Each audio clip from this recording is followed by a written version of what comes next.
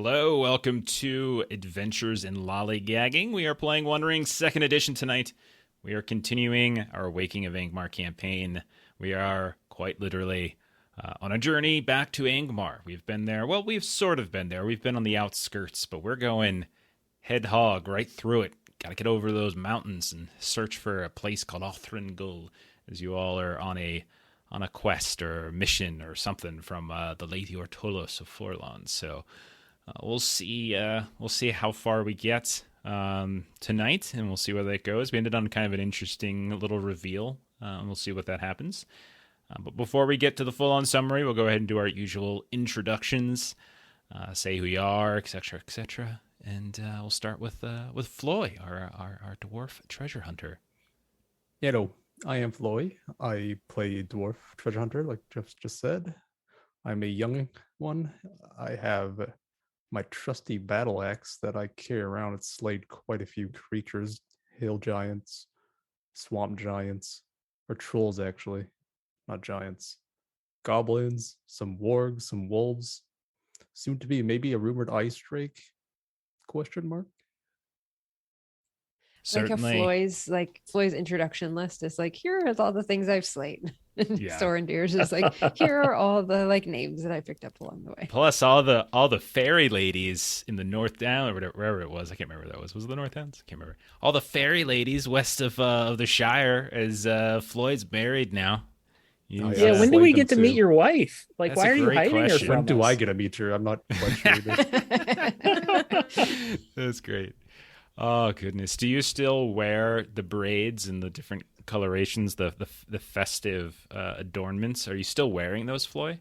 Yeah, I'll still rock them until they fall out, I guess. Okay, all right. Until they fall out, they just become ingrained, layer after layer of beard hair covering up. Okay. Next up, we've got Gilly Kettlegrass. Ashley, tell us about Gilly. I am playing Gilly Kettlegrass. She is our Bree-blooded hobbit, and she's been kind of like the scribe of our entire adventure. She's been keeping notes of all the good and all the bad, because it's also partially kind of like her diary. And there's hidden basically boudoir like images of a bunch of dwarfs mixed in, which is probably very confusing for Oswald when we were scribing my stories and my notes and stuff. She's scrambling to hide it. But yeah, she's intent to get this mission done that we've been set upon, but she's worried about the difficulties that we're about to face. So Ashley, if I were to say you take the good, you take the bad, you take them both, and there you have. What would you say that's from? Do you know what that reference is to? We were singing random songs of old TV shows before we got on. I don't. Oh goodness, Facts of Life. I was doing like Laverne and Shirley, and no one got it. Like even Steven. Steven was like, "Oh, you're old." I'm like, "Dude, shut up." And then he's like, "I like Happy Days." I'm like, "That's even older. What are you talking about?" I said my dad likes Happy Days, so I know that one at least. Fair enough. Yeah, that's Facts of Life. That's the one that's got Mrs. Garrett. You know, Tony. Jeff, I'm just saying you're as old as my dad. That's all. I am not as old as your dad. That's insane. Oh goodness, I'm only 23 years old, so that would be weird if I were your dad. That would be very weird. That would be weird. It'd be very strange. We have a lot of questions to answer. Next up, we've got Melissa. Melissa, you're playing Auriniel. Tell us about Auriniel. Yes, so Auriniel is our Ranger of the North champion. Auriniel is pleased, comforted, I would say, to have successfully got Maribem back in our group for this journey northward. And this might have slipped under the radar last session, but she has snowshoes back for the journey north. I didn't hear you say that, so go ahead and take those out. That's the difference between success or fail in this mission.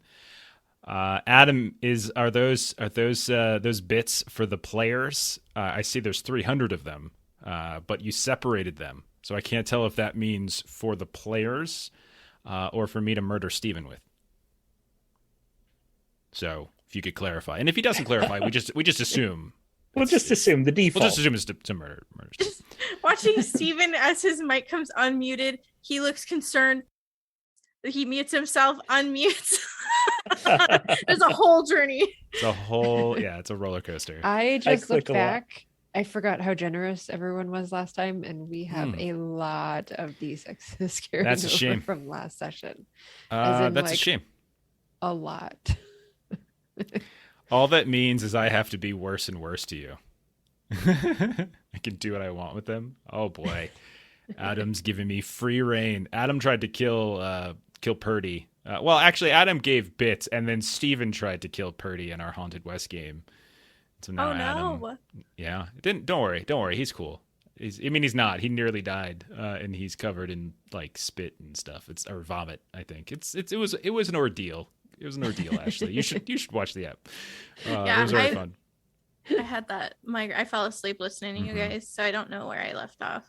Everybody wanted you to die, but Purdy was like, Oh, no, just kidding. I'm just kidding. That's our Haunted West game that Steven runs for us on Tuesdays, so you should go check that out. If you don't already watch it, we got a couple of those eps already up on the YouTube channel, and you can see some weird West stuff. And speaking of Steven's our last introduction. Steven, tell us about Sorendir. Yes, I am playing Sorendir, Child of Eru, Guard of Forland, Exile of Linden, Warden of Eriador, Drinker of Water, Giver of Gold, and Hunter of Berries. Hunter of Berries. Is that a new one? That's a new one. That's a new one. Okay. I've been having so many troubles getting berries lately that I figured I earned a new title. Shouldn't wanna you see add some of like these, like- victim of spiders I or thought about spider food? Consumer of poison. I thought about something with spiders, but I figured the berries were a little bit more manageable. That's fair. That's fair. Is there like a process like that Sorendir goes through to acquire these titles? Like, are they, do we have flashbacks to where we can see like the coronation of these things or the official like identification of these titles, or is it just things he thinks of himself? I think during his elvish meditations, oftentimes it goes over the troubles he's been having or things that he's been proud of, and then it just comes out the next time he introduces himself. Oh, Bait of Spiders. That's a good one. Bait of Spiders. I like that one. 12 to Twitch. Okay, so let's get started. So last time, I do actually have music here from Tabletop Audio. One of the tracks is actually Spider's Den. It's one of my favorite tracks too. It's very versatile, kind of spooky. So last time you all had finished your journey back towards Bree. It was sort of like a pit stop on your much longer journey up into Angmar, but you were coming back from Forland. After kind of cleansing Floy of his curse, and you made it back to Bree. You spent, I think it was about a week and a half. We didn't do a full fellowship phase, but you checked in on some folks. We did 11 days. Yeah, that sounds about right. We checked in on some folks, some familiar faces that we've had since pretty much the beginning of the campaign. So we saw folks like Rosa Goodborough and Meta Oldbrook and Oswald Breaker, as Gilly already mentioned. You all managed to also talk to Marimben and Talendil, who are ranger friends that you've made along your travels over the past year, and convinced them to come with you. So you are not going out to Angmar entirely alone. You have two seasoned rangers. However, Talendil, as we all know, is recovering from very serious wounds he took a year ago in Fornost, and so he's not as functional as he used to be, but he's moving much better. Marimben, her injuries are more emotional, mental, right? Like she's got a lot of trauma that she's going through, but she's agreed nonetheless to help you. You all also went out and saw, let's say you first saw Marge, I believe, right? We went and saw Marge first. Marge being this kind of older woman who we have kind of a tradition now is every time you guys go back to Bree, you make sure to check in on Marge, because Marge is the mother of, I'm trying to remember his name. Hollis, yes, Hollis Oakstout. Hollis Oakstout, who is kind of the exiled Bree warden who lives now out near the Midgewater Marshes, and you kind of checked in on her, did some repairs, and then you tried to recruit Hollis to come with you because he has two very loyal and very effective hound dogs that you all met a long time ago. However, you were unable to convince him, and so neither he nor Quint or Hooper are coming with you. You then decided to get on the road. You started journeying up the Greenway. Soren Deer got lost in the forest as he was trying to pick some berries. Later on, you all, as you were kind of starting to weave northeasternly before the Greenway reached Fornost, you started to weave northeasternly and find kind of a traversable valley between the North Moors and the Weather Hills. Gilly had an incident where she encountered some strange, sickly figure after shooting their dog, I believe it was. You managed to kind of talk your way out of that without any other like major threats, and then you kind of continued to travel. It is late autumn at this point, nearing winter. The sky is overcast significantly during these travels. There's tons of fog and mist that are whirling around in the valleys and on top of the hills. And at a certain point, you all got lost, sort of. You kind of lost which way you were going. Floy fell off a small cliff, managed to be okay. And then you started catching sight of this keep, this castle, this ruined castle atop a Rudauer hill. And it just didn't seem like it was ever getting closer. A couple days passed, travel. You never seemed to get closer. And the mist kept swirling around to the point where you couldn't even see a path that would reach it. Until one morning you woke up, clear as day. Mist was gone, at least around you.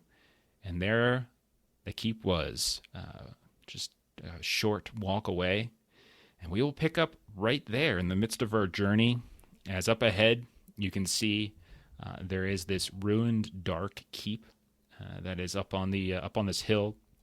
You can see like there's a small pasture between yourselves and what looks like this rocky ramp that weaves up to the entrance of this, which you can see from a distance. I would say Soren Deer and Gilly, both of you have fairly good eyes.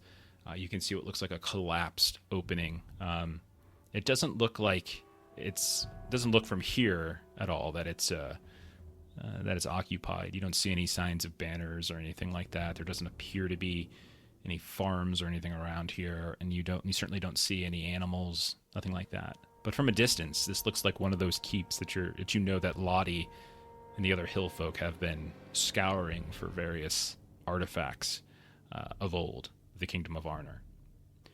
So what would you all like to do? At the sight of it, Gilly's actually kind of nervous because the last time that we were at like a keep like structure, we encountered a nameless thing, and so she's very hesitant to even like approach it. Should we just go around? Is it still misty that we come upon the castle, or is it? No, you can see like far off to like the south and to the north, like as the weather hills kind of go up a little bit higher. You can see some of it still kind of weaving around, but this morning it's been, largely clear. You can see this like kind of dark, kind of gray-green grass between yourselves and it. Occasional chunks of some sort of wild bush in between. No real forest or trees that you can really note in the area, but otherwise, yeah, it's kind of open and clear, and you can kind of see. The hills themselves are a little undulating and rocky at times, and you've already known that some of them have like quick fall-offs, and so it is kind of slow and careful going. You could potentially weave around it, of course. That mean kind of plunging into, kind of going a little bit further up into the hills, either to the south or to the north, to kind of work your way around it. We do have to make it to Angmar. We should not spend much time here. I agree we shouldn't stay for too long, but I believe we could do a once through and see what there is here before we continue. We should at least approach with caution. We should look for tracks, see if there's any recent hill folk nearby. I do agree those are prudent steps. Okay. So basically there seems to be one clear, like, winding ramp that goes up towards the front gate. Otherwise, the keep itself seems to sit atop, like, this rocky hill that could be climbed if you want, but you can also tell that there's sections of the wall that have crumbled, sections of the hill that have crumbled, and it's not the easiest way to path. But there is that one clear path. So how are you approaching, and who is approaching? Aurelial will probably be kind of roaming side to side a bit, trying to look for tracks and recent footprints and things like that. So kind of on the path, but also kind of moving side to side. Okay.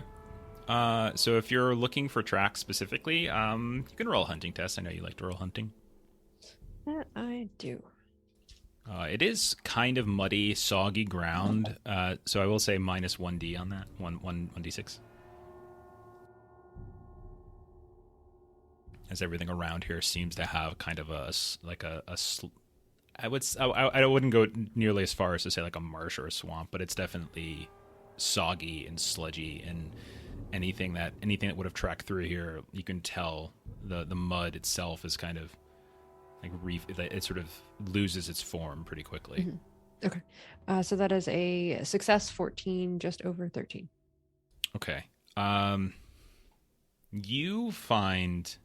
So is it just a regular success? Any bonus successes? No. Okay.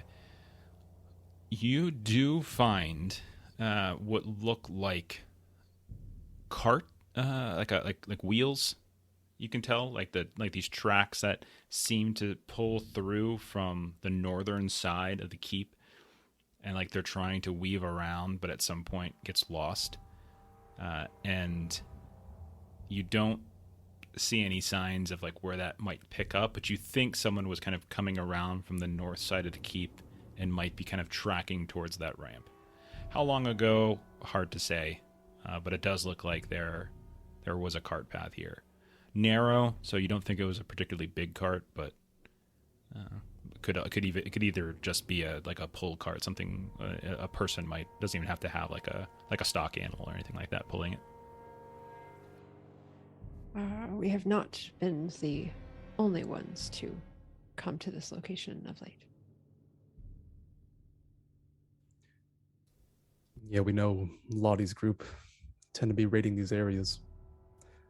I can stealth up, maybe go through a crack in the walls of the keep. Sure. See if there's any people here. Yeah. Go ahead, and if you're looking to stealth up, that's fine. Roll your stealth. Are you trying to go up the ramp, or are you trying to like kind of climb up the one of the rocky slopes of the hill to kind of get through a crack on the wall? Yeah, I'm gonna go for the climbing. Okay, so then I would say increase the difficulty, so minus 1d6 as you're climbing and trying to be hidden while doing so. Could I go with him? Absolutely. It would be the same roll. Can I spend some hope for burglary distinctive feature? I think that makes perfect sense. Yeah, go right ahead. Nice. So you're inspired, since it's a distinctive feature, so you would get a net of plus 1d, since you have the penalty from the difficulty. Would I be able to use my useful item here? Of course, yeah, your cloak. Got a Gandalf 25. Wow. Very I nice. also got a Gandalf. Well, I'm sorry that today is opposite day, because in our version, Gandalf and Sauron are just different. Sauron's the good guy. Okay, the two of you, you bypass the ramp. You find kind of this rocky hillside that you climb up. It's a little slippery here and there. Everything's very, very damp. But it's kind of on the western side of the keep. We'll say that the ramp is kind of southwestern side, so you're more kind of towards the northwest side where that muddy area was that Iriniel found the cart tracks. And you notice that there is this kind of crack in the northwestern section of wall. So you climb up, and you're able to slip into this small crack in the wall. It's also climbing. You're climbing at the same time. While this has happened, Gilly, what are you doing? So Reniel's checking for tracks. Surundir and Floy are climbing, going inside. What is Gilly doing? I kind of wanted Gilly to be stealthing up behind Arenial, so like following her, kind of like off the path but nearby, but stealthily, to just help be assistance if she needs it. Okay. So you're just following her, basically, keeping hidden while you do so. Yeah. Okay. Sure. We don't need to roll a stealth for you just yet if you're staying down on the ground with Arenial. Floy and Sorendir, when you slip in through the northwestern crack in the wall, you notice that much of the keep actually seems to be intact. You can tell that there is this central building that is like this dark, kind of almost black stone, and you can see it as you're looking at more carefully. It's not so much that the stone is black, but some sort of vegetation, like ivy or vines, have kind of covered it, and that is what is actually giving it such its dark color. You notice that there is a fairly large, like, sinkhole in the middle of the courtyard, but it's at some distance from the sort of the central building. You can see that there's a rampart that goes around, very small. It's kind of a, it's like a singular walkway. You probably think you couldn't do much more than, single file as you walk past. Mixture of wood and stone, and wherever there's wood, it looks to have rotted. But the stone still seems to be intact. You could potentially climb up there, but you couldn't easily walk up to the ramparts. It looks like on the northeastern side of the keep, as you're kind of peering through, there was some kind of conal roof that has since fallen and kind of collapsed. You also notice that there is just populating the entire courtyard area that you can see from where you're at. There vegetation, like this dark vegetation, but you also see these kind of strings of white here and there. And you also notice that right at the door to the central building, there is a cart, intact, that's just sitting there, and there's a handful of things that have been piled up inside of it. And so that's what you see. Strings of white, like giant spider webs. You'd have to get a little closer to take a look. But yeah, you can see intermixed with some of the dark vegetation. But that is everything you see from the crack that you guys have come in on the wall. Well, Floy, I've seen enough to know that we probably would not be welcome here. Perhaps we should return and go around as Gilly suggested. That is the wiser choice. But the curiosity of the cards. Maybe just a peek. Boy, I don't know if that would be a wise course of action. Like the two people with farther along in the shadow are the ones that are peeking up there. I'm just gonna just watch my back, Sorendir. I'm just gonna peek into the cart, see what kind of items they've got thrown in there. Okay, so you start kind of moving across the courtyard towards the front of that central building, towards where the cart is. Meanwhile, Gilly, Arenial, you're back down at the base, not yet decided to climb up. Gilly, Arenial, you would notice. We'll say Marimben and Talendil you've kind of left behind to keep an eye on Beat and Root, and you hear braying, and you can see as you look over that Talendil and Marimben, both of whom are not incapable of handling your ponies, are struggling a bit. They're standing basically at the base of the ramp, on dry ground, more or less, and you can see that your ponies are kind of having some trouble. Arenial, as you're kind of doing this circumvented, like you kind of circumvent, went all the way around, started kind of southwest, ventured north and around, and you're coming back around the south side. Gilly, you're following. You can kind of see them. They're waiting there as well. You do notice that in the south, like kind of southeastern side of the hill, there is a cave entrance, like, or at least a tunnel that you can say. It's just probably about diameter, maybe about 3 to 4 feet or so, and it's relatively low to the ground. And you can see it was almost obscured, but your hunting roll was a 6 out, so you're able to kind of see it. You don't notice any clear tracks coming in and out. Like you're looking for anything like, paw prints or something like that, but none of that seems particularly clear. But it certainly looks like some kind of tunnel or animal den. Maybe it's like a sewer output or something at one point. You're not entirely sure, but it does seem like an entrance of some kind. Gilly, perhaps once Sorendir and Floy have returned, we might all want to check out the cave area. I don't know that we should do that. Just the two of us. Okay, if you feel that way. Should we go see what they're up to? They've been gone up there for a while. I think. I do want to check out the cave, but perhaps once we're all 4 of us together. And then, yeah, if that's it, then Gilly's gonna stealth up the same way that she saw the boys go. Okay, it's gonna be. Would they have been able to see me at any point? I know I'm pretty stealthy and everything. As they're coming all the way around, you're just so dang stealthy with your Gandalf that you're basically invisible. No, I don't see any reason. She knew where you went, so if she when looks up... Floy went to stealth forward, I would have liked to break cover just for a moment to give them some hand signals or something, just signaling that Floy went and like I'm waiting here. Okay, Gilly, make an awareness test. Okay.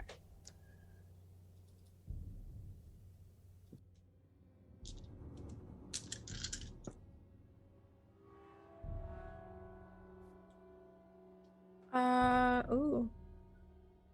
Fail, I got 15. I needed 16. Okay. Yeah, you can see Sorendir. You're pretty sure it's Sorendir. It's certainly not Floy, but you see Sorendir kind of do this basic wave. And he's kind of basically right within that seam in the wall, kind of leaning out, and you can kind of see him at that point. I'm pointing to my coin pouch, and then I'm pointing inside. Then I point to my spear, and I point to the ground. I don't know what he's trying to. He's made up new signals. We should go see what they need. Let us proceed. So you want to go up the same route that they took? Yeah. Yeah. All right, and you want to be stealthy about it? Yes. Yeah, All right, try so to be stealthy about it. So roll your stealth -1 as you're trying to climb and be stealthy at the same time. I'm going to spend a hope, so then I'm just doing it regular because it's hard enough. And yeah, we can only do one at a time. So I mean, you can just normal climb with like an athletics or something, but you just wouldn't be stealthy. Ooh. I mean, wouldn't snowshoes help her move through the marsh so that she would be quieter I mean, if you were in a marsh. through the wet terrain? Mm-hmm. Wet rocks. Do snowshoes help with wet rocks? I don't think so. I got a 16, tell us. so I pass, and I got an extra 6. So well, maybe that can help me because I got a 13, which is a fail because it's under 17. Okay, so the two of you are climbing up. Aurinial slips at one point. Gilly, you're there. Not so much to catch her, but just to kind of steady her a bit. Mm-hmm. It wouldn't have been a pretty painful drop. It only would have been about 10 feet or so, but it would have been down some slippery kind of angular rocks here and there. But you're able to steady her, and the two of you continue to climb up. Floy, you make it across the courtyard, and now that you're a little bit closer, you kind of weave around to the front a little bit of the building, and you can see where the cart is. you notice that the sort of the front wall where the gate or the door would be that goes into this central building is like you can see it just ripped apart. It's not there. You can see the sinkhole nearby as well, and it looks as though there's a rope that has been tied to what looks like a chunk of stone and has kind of been dropped down into the sinkhole as well. When you kind of peer down, you can see that a lot of that same kind of vegetation, that dark vegetation, and that kind of some of the white lines and stuff kind of weave down in as well. When you peek into the cart, you can see that there's a handful of sacks. You start going through them a bit, and it definitely looks like there's some finds. Like there's nothing here that you think is too valuable, but there's a few things, a couple chunks, a couple plates and pieces of silver, very tarnished. Some other things that are patina, with some refurbishing, some cleaning. You probably could either sell this or melt it down and reuse it in some way. But yeah, it could be useful. Yeah, seeing that it's pretty rough and not really worth much, I'll just leave it there. Okay. It would be the equivalent of like treasure 1, basically. Maybe I'll even poke my head inside the gate. Okay. So you poke your head inside this main building, and you can tell that like you would be looking at what looks like some kind of welcome hall, you would think. At the far end, there is a raised dais of some kind. There is this huge rafter that has collapsed from above and has smashed into what you think is some large chair, like a throne or just a lord's seat of some kind. There are a series of columns that flank it along the way. It's not grandiose. It's nothing as amazing as dwarven architecture. But you can tell there is an attempt to create a moment of awe. On the back side of the wall above where that kind of throne or seat would be, there is what looks like some kind of, you would imagine was like a stained glass window, but at this point it has been fractured. There's chunks of glass on the ground. You can see a lot of that vegetation, the vines and things, that dark colored, kind of dark green is weaving into and through. And as you're looking around, you notice that there are all these strings of kind of white that are just crisscrossing along the rafters and towards the roof of this building.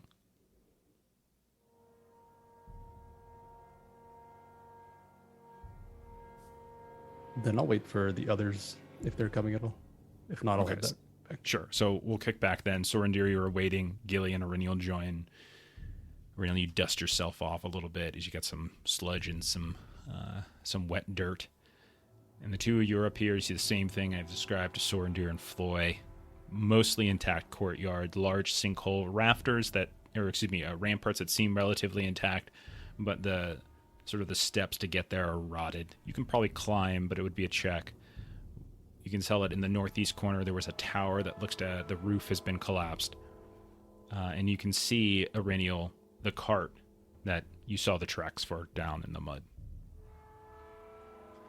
Aurenial is always looking to get to high ground if possible. So she would like to see if she could get to the tower, especially if she might be able to kind of look east, kind of in the direction that we're about to be going. Sure. Okay. Are you trying to maintain stealth as you move across and everything like that? Yes. Okay. So we'll roll over your stealth. It's fine. But as you start to try to climb up, that will require a check. So go ahead. I did fail my last stealth, so. Yeah. So go ahead and roll athletics if you want to just make sure you get up. But if you're trying to do this quietly, without alerting anyone or anything like that, then I would probably want you to roll a stealth. But I think athletics would probably make more sense here. Okay, I'm going to take one of the audience D6s that we've got. In athletics, I always roll at advantage, so this is a large quantity of dice that I'm rolling.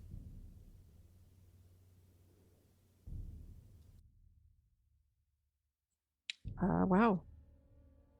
Let me do some math, because that large quantity of dice has lots of low numbers on it.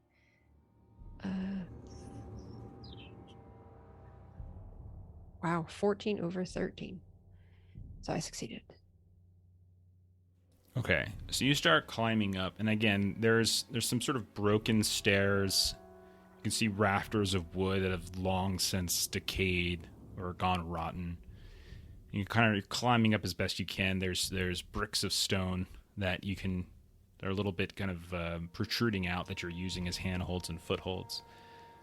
As you get about halfway up, you realize like you're kind of slowing down, and you realize that when you look back, something's kind of catching your pack, and you can feel your hair kind of getting tugged a little bit. And when you turn, you realize that you've been kind of climbing up, and these little strands of white have started to kind of get caught up, and they look like basically spider webs. Very, very thick, very large. But the further you go up, the more you're seeing them in sort of significant volume. Roll an awareness test. Right. Sections and dance. Thanks, Bert. Oh man. And Alright. Big Pharma. Oh yeah, Big Pharma. I am Big Pharma. I am here to pump you up. God, I remember that. Oh, that's great. Jeez, I remember that. Oh man, spectaculars. I only played him like twice, but his legend lives on. It's ridiculous. Like, I love it. So that is a Gandalf. It's time and to a choose up. 18. Okay, another Gandalf. So many Gandalfs. You know, there's a D12, and which means there's a 1 in 12 chance of you landing on a Gandalf. And every game, we get like 17 Gandalfs out of 20 rolls. I just, I don't know. So far tonight, Ashley, you got to get the Gandalf. The rest of us have already hit our Gandalf here already. Reniel, Ashley. you notice hanging from what looks like a beam, this stone beam above you, what you would imagine is the remnants of the floor of this tower. You can see there's these cocoons that are, I would say, probably about 4 or 5 feet in length, probably another 2 feet or so in diameter. And they're just kind of, there's 3 of them hanging down from this rafter, you know, dispersed along that stone beam. Renee just sort of like takes a deep breath and sort of scratches her head for a second. She's like, I did just tell Gilly that we should probably travel places all together. And Okay, sort of looks we'll around then her. cut to Gilly. Continues. What have Gilly and Sorendir been doing? Sorendir's looking for the best escape routes from this place. He's Hop trying right to size back it down up. the hill. He's tempted to. In terms of exits, definitely the way you just came. Also, you could leave through the front gate. It's collapsed, but there's plenty of opening that you can kind of get through, and that would take you to that ramp that weaves its way back down. And assuming that that Aurenia would have debriefed you, you know that towards the southeast corner, there's another huge chunk of stone missing in the wall that's kind of collapsed that you can crawl out under. And there was also potentially that cave that could go to like the under, you know, the basements or the dungeons or what might be below here. Those are your modes of egress. Gilly would probably I'd like to do like an awareness check for danger. Like, because if she's noticing all of this like white stringy stuff everywhere, it's probably spiders. And like, Okay. depending on how big it is, she's probably concerned, especially because Sorendir has been bitten so many times. Sure. Okay. Roll your awareness test at minus 2d6. Minus 2d6. Goodness. Mel, can I get a d6, please? No. Yep. Oh no. So I got an Eye of Sauron, Okay. but Thank it you. passes. Does it? Can I still pass with an Eye of Sauron? Or is that an automatic fail? Yeah. You don't have any conditions, right? No conditions. Yeah, you're fine. So You can I still pass. got a great success. Okay. So, just checking one thing really quick. You notice in the roof of the central building in the middle of the courtyard that Floy just peeked inside, you see movement at the very top. You see something skitter across the top and then disappear behind the wall, meaning it kind of was going across the roof and then disappeared beneath it. It was very dark. It was like a kind of a black or a brown. For a moment, it just looked like it was some of those vines and vegetation kind of waving around. But then you realized it's not. It's actually skittering across and then dipping down. The keep in the middle, the sort of that central building, is covered in this vegetation, and it was very easily blending in and then disappeared on the other side. Did it seem big? It was definitely bigger than you, but it wasn't enormous or anything like that. Okay, You couldn't- but that's you what I couldn't- meant was Right. You couldn't, from this distance, you wouldn't be able to make out exactly what it is, especially since it's a rooftop. yeah, okay.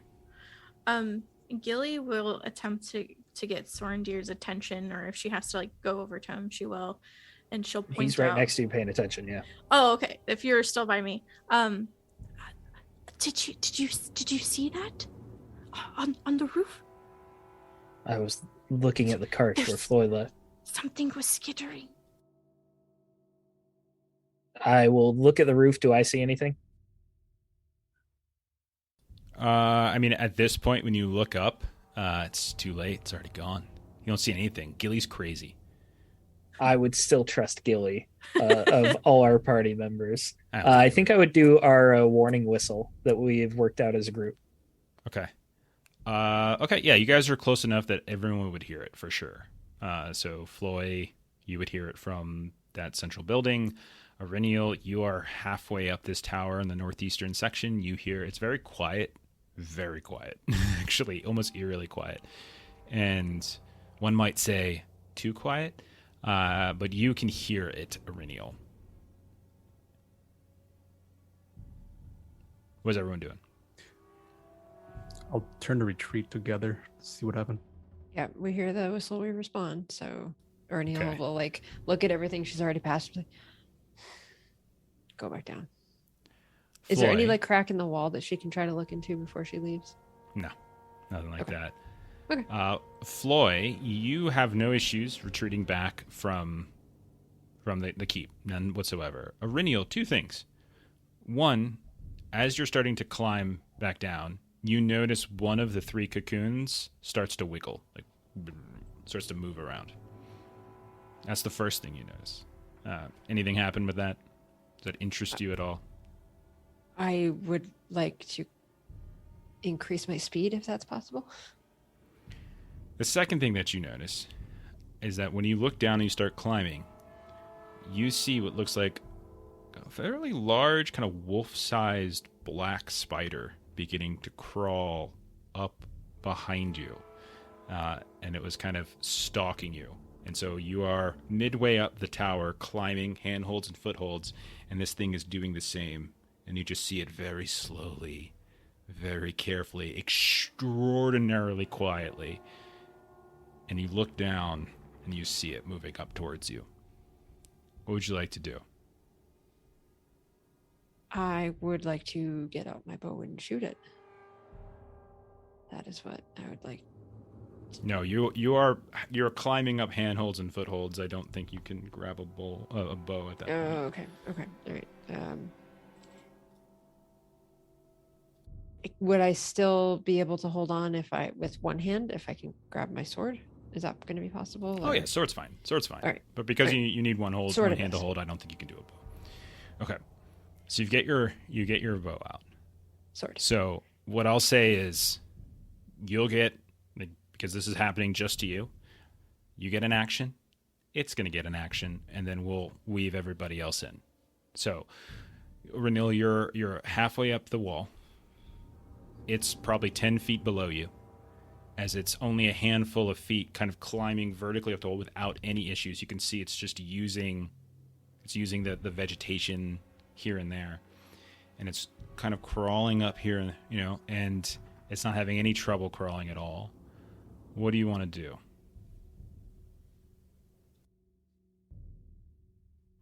I don't know if this is unnecessary, but I haven't used this in a while. Would I be able to use my battle skill to figure out the best angle of attack to get to it? Sure. Yeah, go for it. I haven't done it in a while. Let's see. Nope the heck out. I would like to nope the heck out. So I have joined Gilly in the rolling of Sauron's. Hang on. I think we just triggered something. Oh, wait, hold on. Where's my... Never mind. It was at advantage. Sorry. Never Oh, mind. no. Jeff, I got one, okay? That is a 15 over 14. Sorry, I was like, wait, there's supposed to be more dice there. Okay.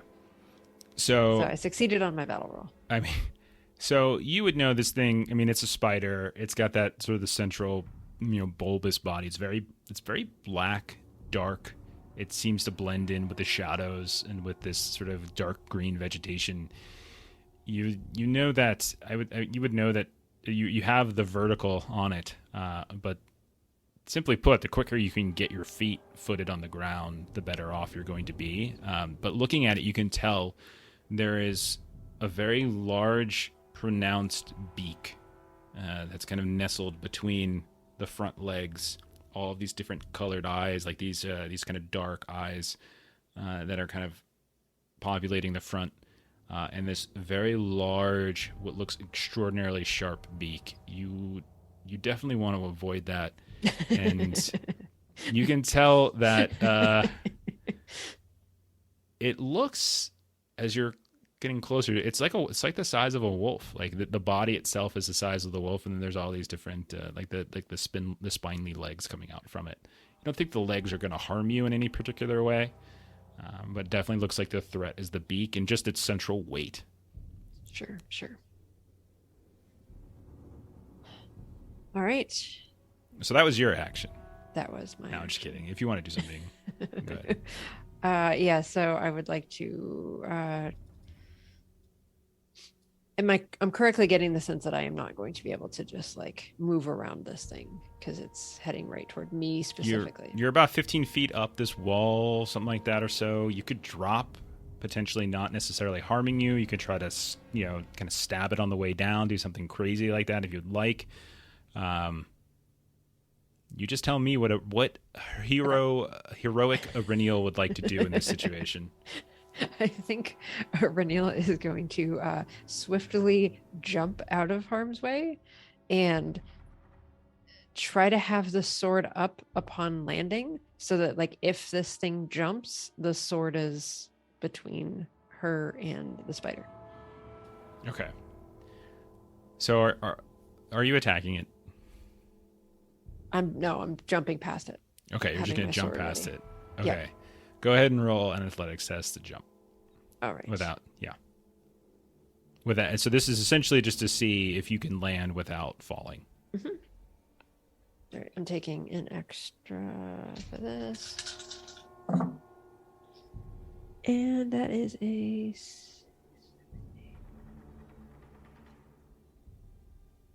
17, and it is a great success. Okay, you land, you whirl around just in time as you see this thing leap off the wall like it's about to jump on top of you. Because you had a great success, and because you specifically said you had your sword out, go ahead and roll an attack before it does the same thing. But you get the first shot. All right. Let's see.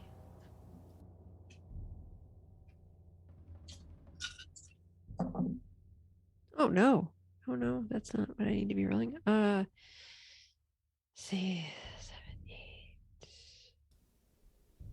7, 8. That is a success. That is a great success. Well, what did you roll, and what was your target number? These do actually have a parry rating. Oh, sorry. So I rolled a 19, Okay. and then there was an extra 6 for the great success. What is your target number though? Like what is your 16. normal target? Okay. You're still fine, still a hit. It has parry of 2, so you needed an 18. Your 19 still clears it. You got your extra success. Okay, so what do you want to do with that bonus success?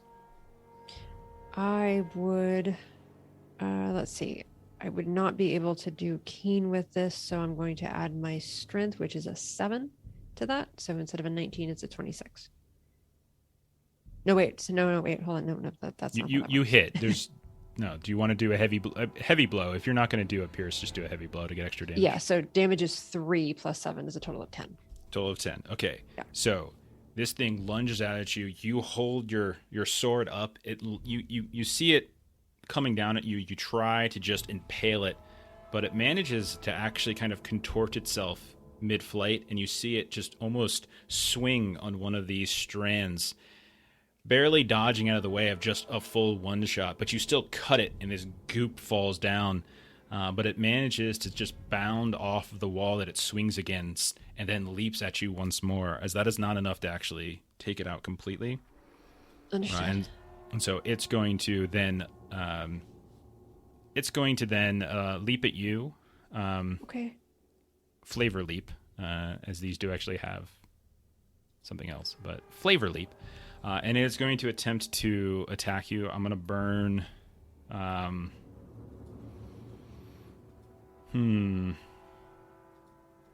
Yeah, you're going to hate this. So I'm going to go ahead and burn a hate to get an extra D6 on this. I'm assuming we're just going to treat this like open stance, like nothing. Sure. Yeah, because we're not fully in battle yet.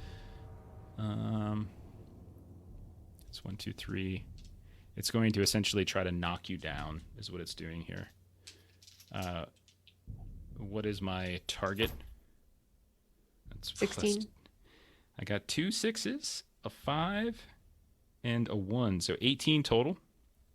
And I got two bonus. All right. So it's going to, so you stab at it, it swings on its strand, bounces off the wall, and then leaps back on top of you. And you just get knocked down on the ground as this thing lands immediately on top of you.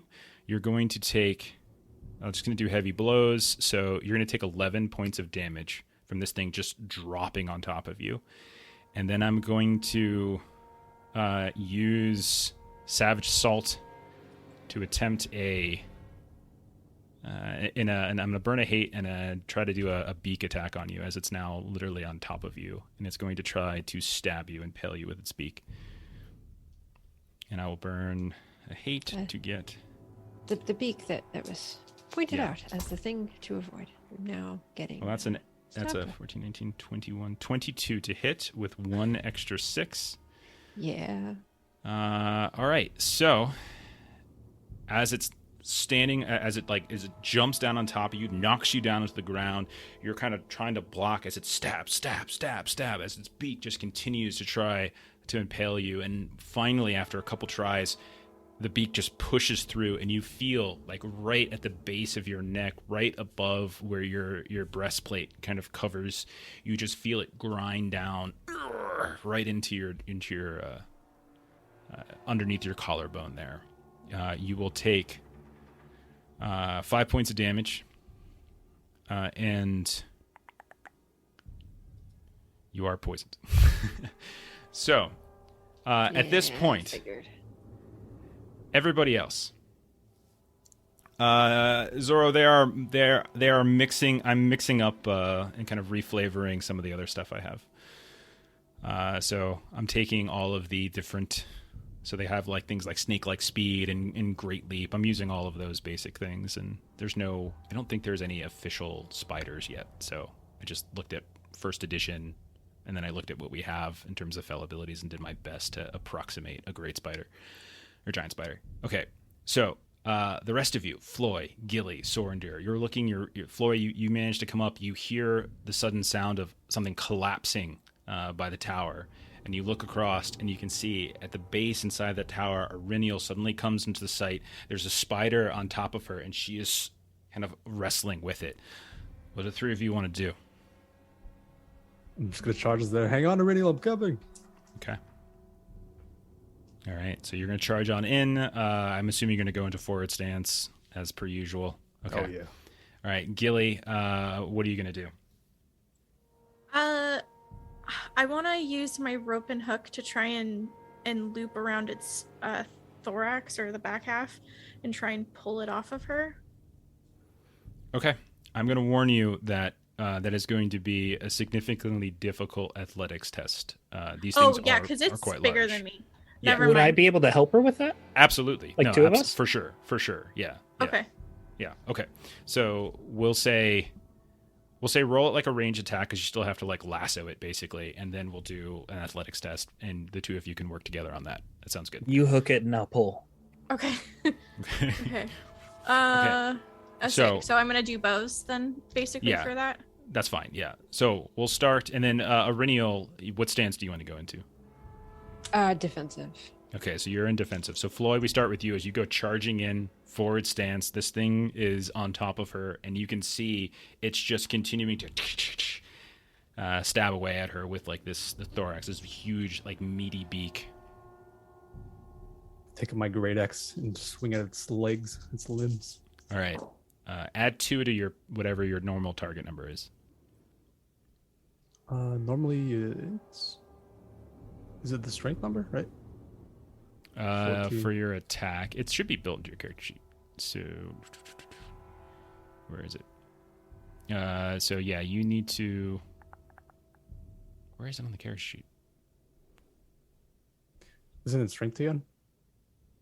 It should just be if you're just doing it should be strength again. So 14 plus 2, so 16. Okay. I rolled a. Oh, it's not 15. 19. 19's that'll hit. Any With a great extra success. successes? Yeah, so I'll heavy blow it Okay. for 14 damage. Okay. Describe how you kill this thing. I just charge in, see it on top of Irinial. I slash at its hind limbs and then just slash down on its abdomen. Irinial, you just get coated in spider blood and goo as it begins to just sink and cover you. Gilly, Sorendir, you watch this happen. You like kind of let out a breath momentarily until you see Gilly and Sorendir too, both of you with keen eyes. That same creature that was on top of the roof has appeared once more and is kind of climbing down the side of the back of this central building, and you can see it leaps in the direction of the tower. So if you guys want to go ahead and roll your little lasso thing, you can still do it on this other God. one that's leaping towards Floy. Okay. So I succeeded on my lasso half of it. I got a 23 with a 6, so great success. Oh, that's plenty good. Okay, so Sorendir, roll athletics test. It's going to be we'll call it a -1 since you and Gilly are helping each other. So it'll just be a -1 as these things are fairly sturdy. I'm gonna Large. use a magical success before I roll. Sure. I'd like to do something cool in Legolas-like, and it's good that I did because I rolled a 9. I would like wrap the rope around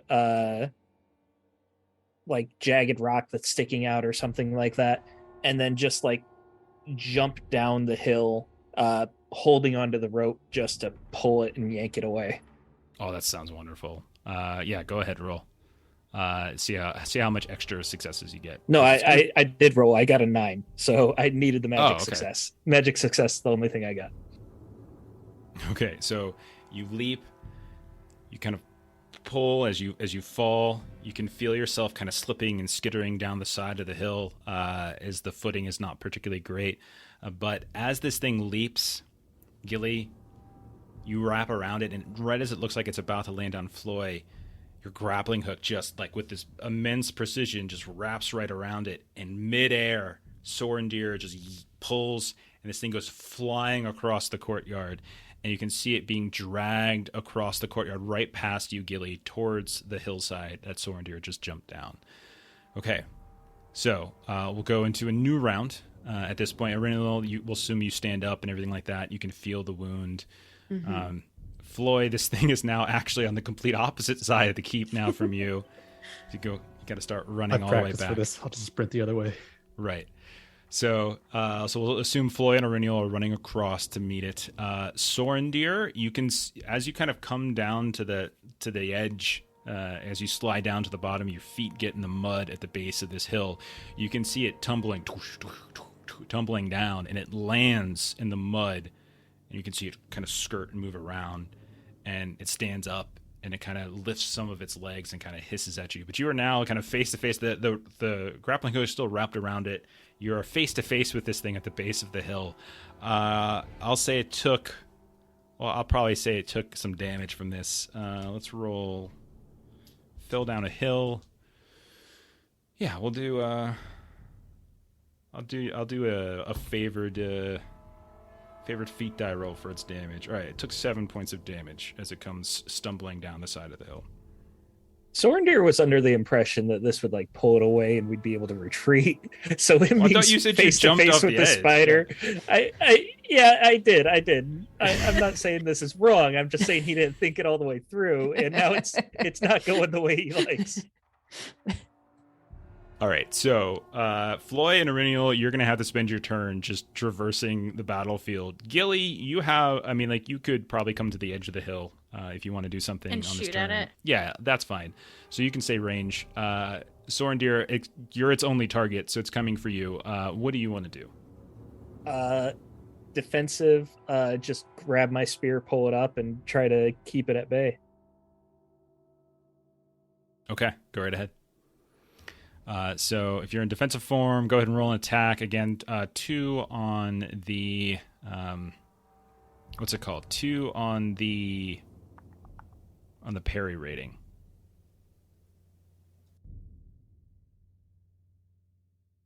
That's a miss. I rolled a 9 again. It's a big miss. Okay. This thing then is going to lunge back out at you. You're in defensive stance, so it's going to get 1 less. I'm sorry, Renil, I totally forgot. With poison, you have to have taken a wound. You didn't take a wound, right? No, I Right, did not. okay. You just said that I Yeah, was so you poisoned. weren't actually poisoned. So apologies. Oh, okay. It actually has to do a wound to you. If that's not the case, then you're fine. Okay, so this is going to try again. This is going to go after Sorendir. I have -1 to my roll. Ugh, I'll spend a hate to get that back. Well, I just rolled a Gandalf, and that means my total is a 6. As it lunges out at you, your great spear keeps it at bay. You kind of poke it. Both of you are kind of missing, but it's on the ground. Gilly, go ahead and roll your attack from above. I'll say you can take a +1 on this since you have the high ground on this shot down the hill. That's definitely a pass because I got a 9 and 2 6s and a 5. So 9, 2 6s, and a 5. Mm-hmm. So that's yeah. Go ahead and 26? roll. Yeah, it's 26. So do you want to do what, heavy blow with it? Actually, no. You could do a wound, I suppose, with a 9. Yeah, because my damage is 4 and I have a grievous felbow, so my injury rating 16. Okay, I will roll its armor to see if I can. Need a 16 injury rating. Yeah. I rolled 2 1s and a 5, so that's 7. So yeah, that is definitely a wound. So you fire down, and describe how you kill it. So Gilly shoots down and she's trying to like pin it to the ground more than anything. So she kind of hits it in like its neck area, and maybe as it's trying to get towards Sorendir, it just kind of pins it to the ground a little bit, and it's stuck, and it just starts twitching as its legs like caress him as it dives. And Sorendir gives you a wave of thanks. Okay, so Gilly, Floy, Aurinial, you're still up in the in this empty courtyard. You look around. You don't see anything else coming at you. It looked like there was just 2 of those for now. But there is that sinkhole. There is that central building if you wanted to explore further. It's kind of up to you all. It looks as though those 2 are the only ones that were attacking you currently. Riniel, you do recall the 3 cocoons. You're also very wounded, as that really hurt. So, what would you like Yes, to do? it did hurt quite a bit. I was attempting to gain view from the top of the tower, but that was impossible. There are cocoons up there. Have we located any signs of those connected to the cart? It's possible he went down to the sinkhole. He did have a rope tied there. You looked down the sinkhole? I did not go any further. Should probably take a look down the sinkhole. All right, we can follow after him. See who this guy is. Okay. Hopefully there's not more spiders. Can I bandage that? It could get infected. That would be, I was trying to jump around that and definitely wanted to avoid the mouth portion and did not avoid the mouth portion, and that hurt quite a bit. What's your endurance at right now? It is at 11. Out of 27. Ooh. Okay. Do I spend a hope for magical? I have a lot of dice. I'm gonna just rip it. We have extra dice if you want an extra dice. Give me 1. You can save the magical for Chicken. another time. You can thank Adam for that little assault on the Renilla. By the way, slightly beefed up spiders attacking Iridial. She's climbing a Thanks. tower. Complication. Thanks, Adam. And you're fine. I got I got stabbed. a- You're okay. It's okay. 26 over. I needed 16, and I got 1 extra success. I got to roll 6 extra dice. I don't even remember how healing works. It's been so long since we've had to do healing. Were you Okay. wounded or anything at all? Okay. Because All right. No, just it's only when you rest. I thought you recovered endurance. Yeah, I honestly don't know what the hell's going on right Oh. now. I wasn't really paying attention, so I was addressing something in chat, and then yeah. Maybe I don't even need to roll that because you. So put the dice back because you didn't take a wound. She didn't take a wound. Right. okay. Okay. Like we said, So it's been a while. you just have to since we've deal had with the it. Duh. endurance. Okay. Yeah. Okay. No, Okay. I don't know why I was still. What thinking. Melissa is I am saying weary. is that she would like me to hurt you all more so that you can better commit again the healing and damage rules to long-term memory once more. It was, That's what I heard. I was providing a reason for lack of Uh-huh. recall. Uh-huh. Just to communicate, Sorendir is outside the keep at the bottom of the hill. Just throwing that out there. You know? Absolutely. With a dead spider right next to you. So, Floyd, did you say you wanted to explore some more? That's why we're here. Okay. So you do see that someone tied off a rope to go climbing down into this sinkhole. Yeah, I'm gonna follow after. Okay. So you start climbing down with the rope. No real need to do any sort of special roll here. You start climbing down. You can see that there is a.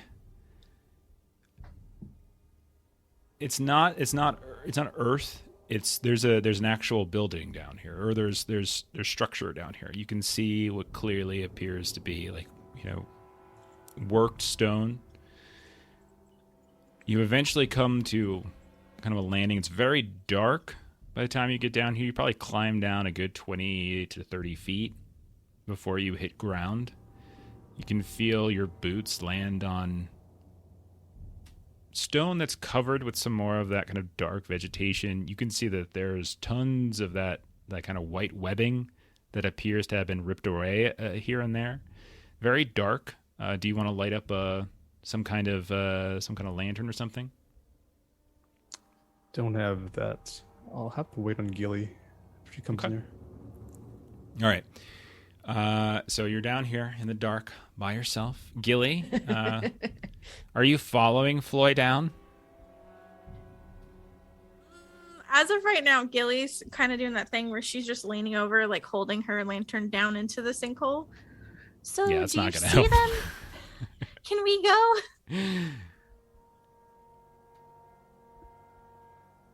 Iriniel wanted to find this guy. Are you not So coming? Iridial will kind of look at Gilly and I can follow him with the lamp if you want to stay up here. Yeah. Here, I'll wait. Sorendir needs to climb up. Tell him to not go too far. And Gilly will hand Irenial her lantern and then like go and like aggressively wave for Sorendir to climb back up.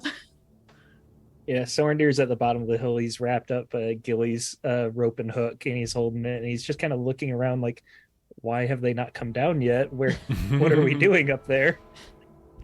Once Gilly starts waving, he'll start trudging up the hill. Okay. So is anyone going to help Floy with light? Iridial is taking Gilly's lantern and climbing down. Okay, so you're climbing down. Once you get down, you notice that there are all sorts of webbings crisscrossing throughout what appears to be, as best you can tell, it's not storage. You can see shelves that have collapsed and broken in upon themselves. You can also see that there is, in the corner of this kind of large rectangular cavernous room, it appears that the ground has given way, and Reniel, having seen the tunnel around the outside, you would think that kind of climbing down that might lead potentially to sort of that tunnel on the southeast corner as well. You notice down here that there are what appear to be some very large cocoons. You hear periodically, and you see like some of the strands of webs kind of vibrate ever so slightly. The room itself, this massive room, extends kind of to the north underneath that building, that central building of the inside the courtyard. So you'd imagine like that's the proper way to go down here as opposed to just jumping down a sinkhole in the courtyard. It looks to you as you shine the light up, every now and then shadows kind of move, and you think there might be more spiders down here. These actually aren't just shadows. But it does look down here, Floyd. There's a lot of stuff reflecting that light. You can see it certainly looks like some interesting finds as there's several large kind of collapsed bookcases here and there that appear to have various artifacts, various different kinds of tchotchkes and displays and things like that. Books that you can't tell if they're in good condition or not. Some of them, the bindings looks to have kind of ripped apart. You can see what looks like some kind of. It almost looks like a wine rack, but as you look at it from a distance, like on the other side of this webbing, you realize it's not wine, but you think there are scroll cases that have been placed into these little web slots on the bookcase. But it would require you to kind of cut through some of this webbing and to get northward and underneath where that central building is.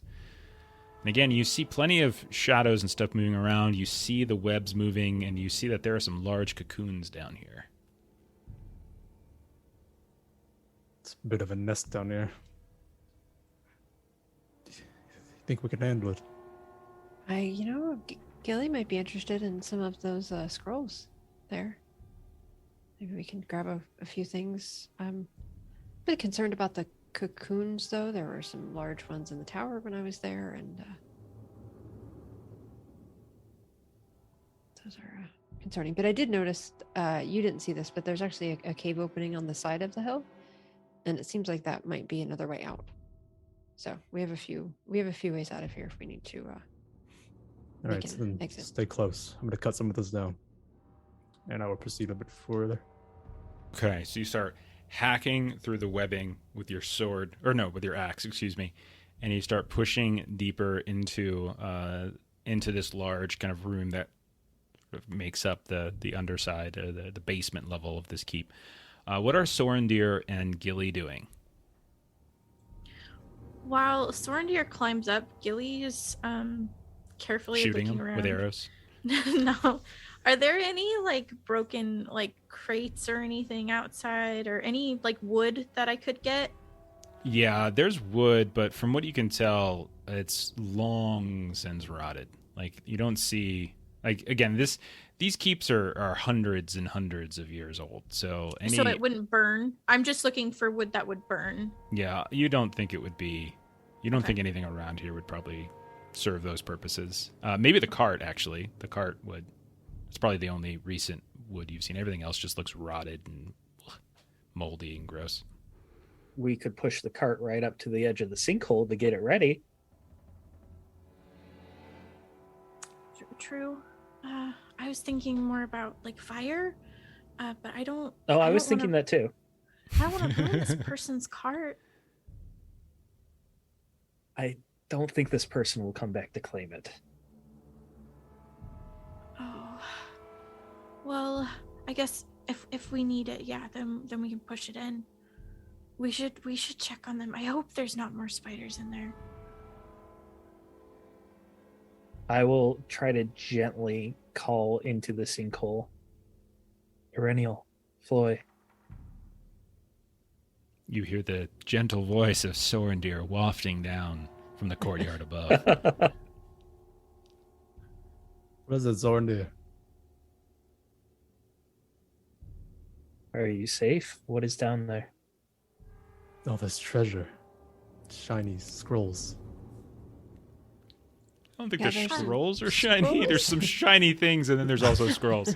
Yeah, there's just a list of Chinese things. comma scrolls. Yeah, yeah. If it might be worth money, Floy adds the shiny in his. He sees it already. Shiny doesn't literally mean it's shining. It just means it's expensive. Are It's there... like the Firefly version of shiny. Yeah, yeah. Are there spiders? Probably. Then why are we still here? As you say that, two shadows suddenly leap out from the walls as you're cutting through the webbing, one leaping towards Erennial from a good 10 feet away, the other leaping towards Floy. As two more of these spiders have emerged, Gilly, Sorendir, you look down, you can't see them anymore. They've actually gone underneath the lip, and you think they're actually beneath the that central building now. However, these spiders, I want both of you to roll awareness tests to see if you would have seen them kind of rearing back, getting ready to leap at you, or see if they can get this leap off without you being able Jeff, to I'm defend calling yourselves. foul. How could we have predicted that there would be spiders in this hole full of webs and It's cocoons? not that you predict that there's spiders.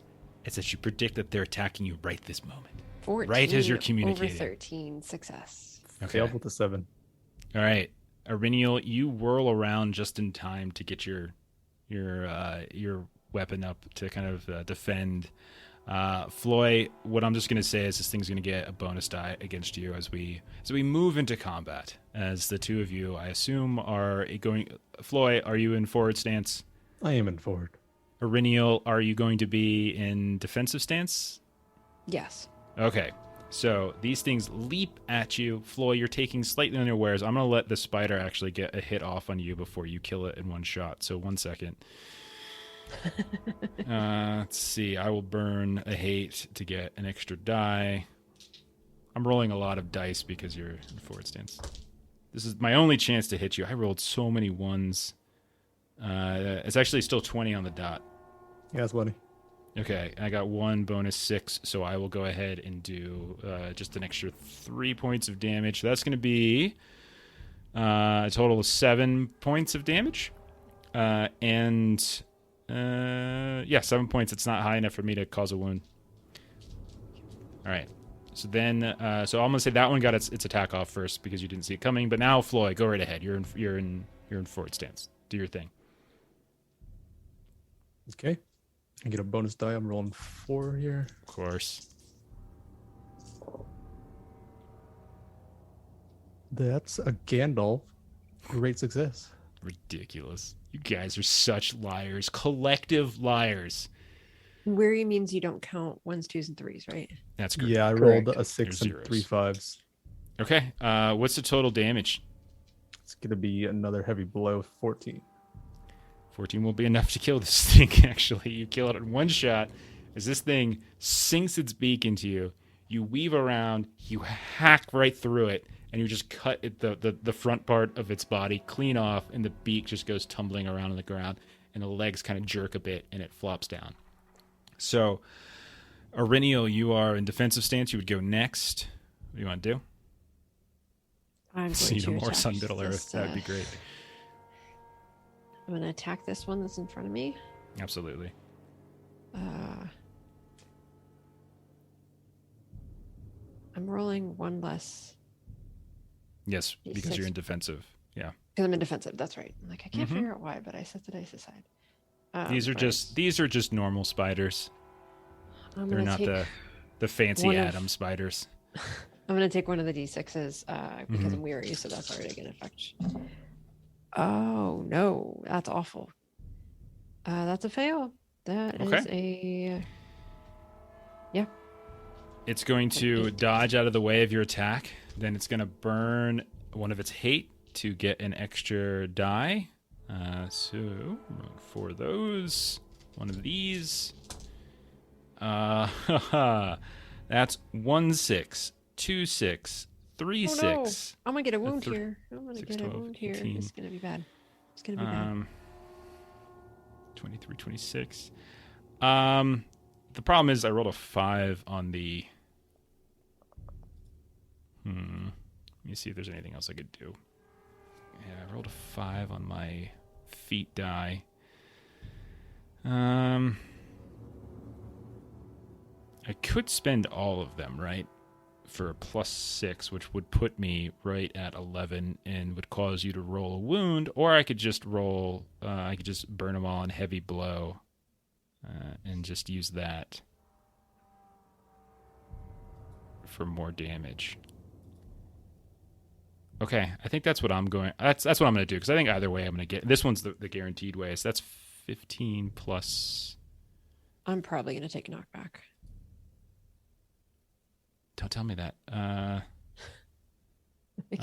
Clearly, that's what I'm going to do when I'm this Sorry, low on not endurance. 15. 12 plus 4, 16 points of damage. Yes, I'm going to take knockback, so I'm still up with 3 endurance. So you take a swing, but the sword gets kind of caught up in some of the webbing, and it slows it down to the point where the spider kind of shifts off to the side. You overextend yourself as suddenly the velocity is much more than you can realize. It's slow, slow, slow, and then too fast, and you clank against the ground. This thing then, as you're leaning over your balance off, it's going to leap behind you, and you can feel it sink its claw into the back of your neck. And you don't take Sorendir and Gilly are just going to hear Uriel go, not okay anymore. Not okay anymore. Gilly, Sorendir, do you want to react to that? You cannot see where the fight is happening, unfortunately. Sorendir will just look like he's panicking at Gilly. What do we do? Where we go, obviously. The cart? The fire? Well, and Gilly just pushes the cart into the sinkhole. We have to set it on fire first. Literally, it's gonna. We can set it on when it's down, but we gotta go. The cart goes over the side, falls like 15 feet, and then just smashes to bits on the stone ground, doing just a lot of sound, but otherwise nothing. That was hilarious, actually. Oh, goodness. Gilly panicked, you know? It's wonderful. It's That's so a good. great Sorendir was RP of panicking too. Love it. Love it. Okay. Do you guys yeah. want to climb down? Okay, we'll say you send your Gilly's Want is climbing a down. very, very Come on, Gilly's climbing down. describing it. If Gilly goes, Sorendir will go. All right. So, Floy, you see that Auriniel kind of gets knocked back. It's kind of cornered. Auriniel, you're going to have to spend your turn kind of regaining your footing. But, Floy, are you staying in assault or in frontal? Yeah. Forward stance. There we go. Third try is the charm. Only been playing this game since December. So, yeah, roll your attack. These are just the regulars. Oh my god, we're approaching a year. 26, extraordinary success. God damn. Total damage. Heavy blow both for 21. That's enough. Wow. That's enough. So you just cut the second one in half with kind of like a backhand swing of your axe. Spider blood flying everywhere, legs just kind of getting caught up in the webbing. And I'll say because when the cart crashes. and then the cart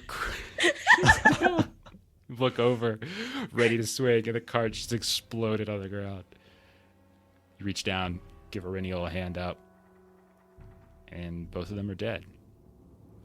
We'll say you quickly kind of scoop up whatever you can. As you see there's more shadows that are beginning to move here and there. You're seeing now, as you're getting more underneath that central building, there's all sorts of holes in the walls and such. And you can hear the sounds of like all this skittering that is coming. You can see the webs, and you have a feeling you've maybe alerted a very large nest of these things as they're starting to descend. Like the two kind of soldierly ones that were kind of patrolling the keep, you've taken out, and now you've taken out two of these normal spiders. Who knows how many more there might be. Sorendir, Gilly, you get down in time. The four of you, are you looking to just loot and run as fast as you can, just grab what you can and just go? Or do you want to be more prudent with what you pick? No, Auriniel just looks completely battered at this point, and so she's like, let's just grab some stuff, and I need to sit down.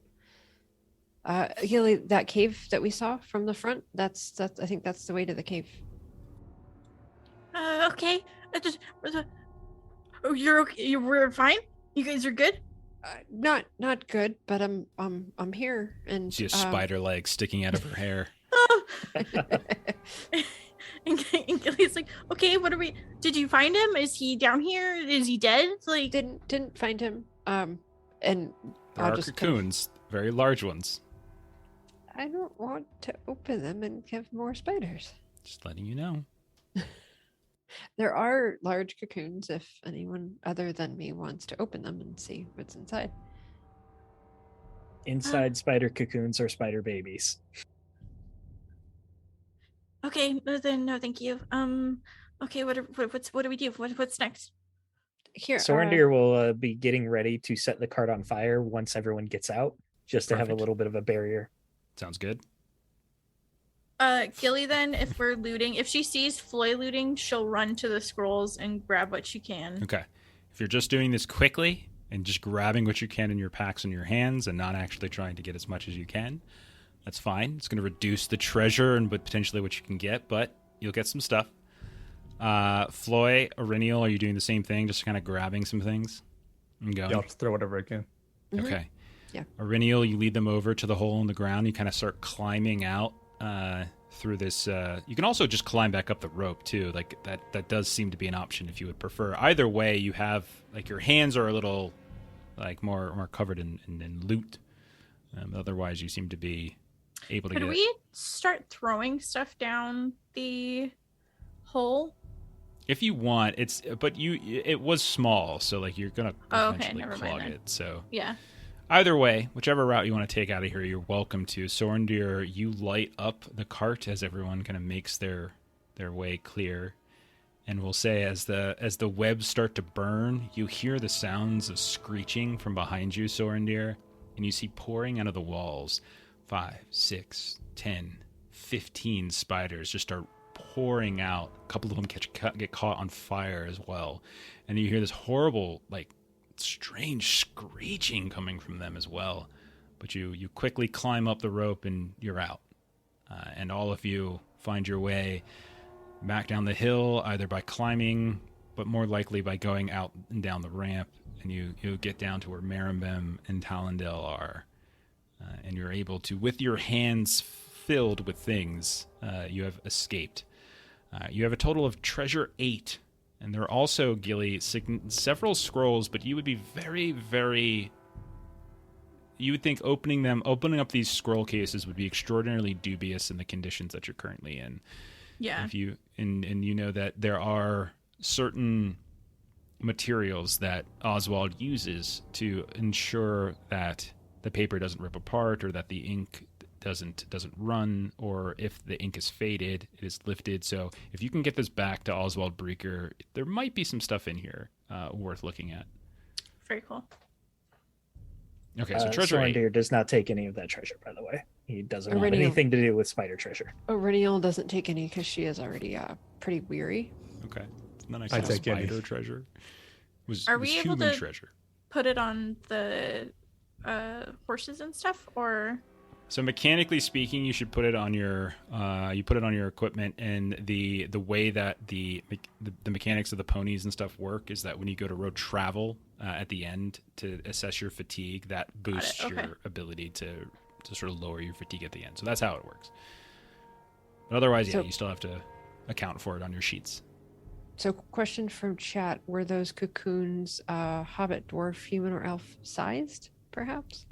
The ones that you saw in the tower, were about 3 to 4 feet long, about 2-3 feet in diameter. The ones down below were much bigger. oof. How much of the treasure would be the scrolls?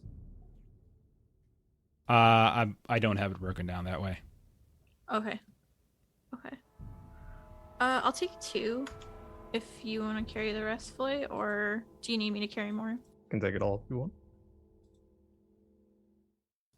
Floy has his OP combo of his like dwarf true. stuff, his mithril armor, which is already light to begin with, and then it's like this dude's walking around. It's amazing he take a doesn't load. just float off into space. That's how light he is. Yeah. I Then I'll take let- one hit and I'm weary, and I don't. Yeah. He's just carrying. Floyd's a everything. machine. I'm gonna miss him when I kill him in Angmar. Yeah, if you can carry it, that'd be cool. Alright. Can Aurelial take a short rest back at the horses before we move on and take an hour? Okay, yeah, you can do that. Maybe that's when we like break for like lunch or something. Break for lunch. Okay, so if you wanted a break, you can do that. It's fine. So strength, your strength rating, endurance equal to your strength. Yeah, I'm still weary, but I'm at least Zora, let me take a look. I forget. better than I was. When Sorandir takes a short rest, it counts as a prolonged rest, thanks to That's- his elvish dreams. That's very nice for Sorandir. Is Sorandir the one that He just also got down never to got 3 hit. endurance from the spiders? I let you talk about your travel fatigue. Give me this. Yeah. Did we ever This is put true. mounts in this? I can't remember if we ever put mounts into the actual. Ugh. Sorry. Keep talking amongst yourselves. I'm looking something up. Yeah, so I will. I will take some of the treasure just so that we're not leaving it here. But I will drop it if I need to.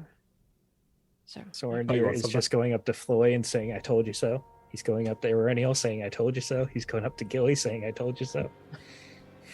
Why are you You're- telling me so? I agreed that we shouldn't have been there because of spiders. All right, Hobbit, you get a pass. I had no trouble with them. It took one Zora- swing. Zora was right. You get your ponies each can get a load of up to 10 points of treasure. Nice. Oh, nice. Yeah. Okay, cool. Page 50. Thanks, man. Page 50. nice. Okay. And so Floy has. I haven't used them in so long. You guys haven't been bringing them. I've like you. No. Yeah. I just No. forget every rule whatsoever whenever I'm not And immediately. Floy, you have a faced with it. horse too, so now you can like carry Yeah. all the stuff, and you've got a horse for 10 Yeah, treasure. we have 2 horses, so maybe I can put 4 on my horse.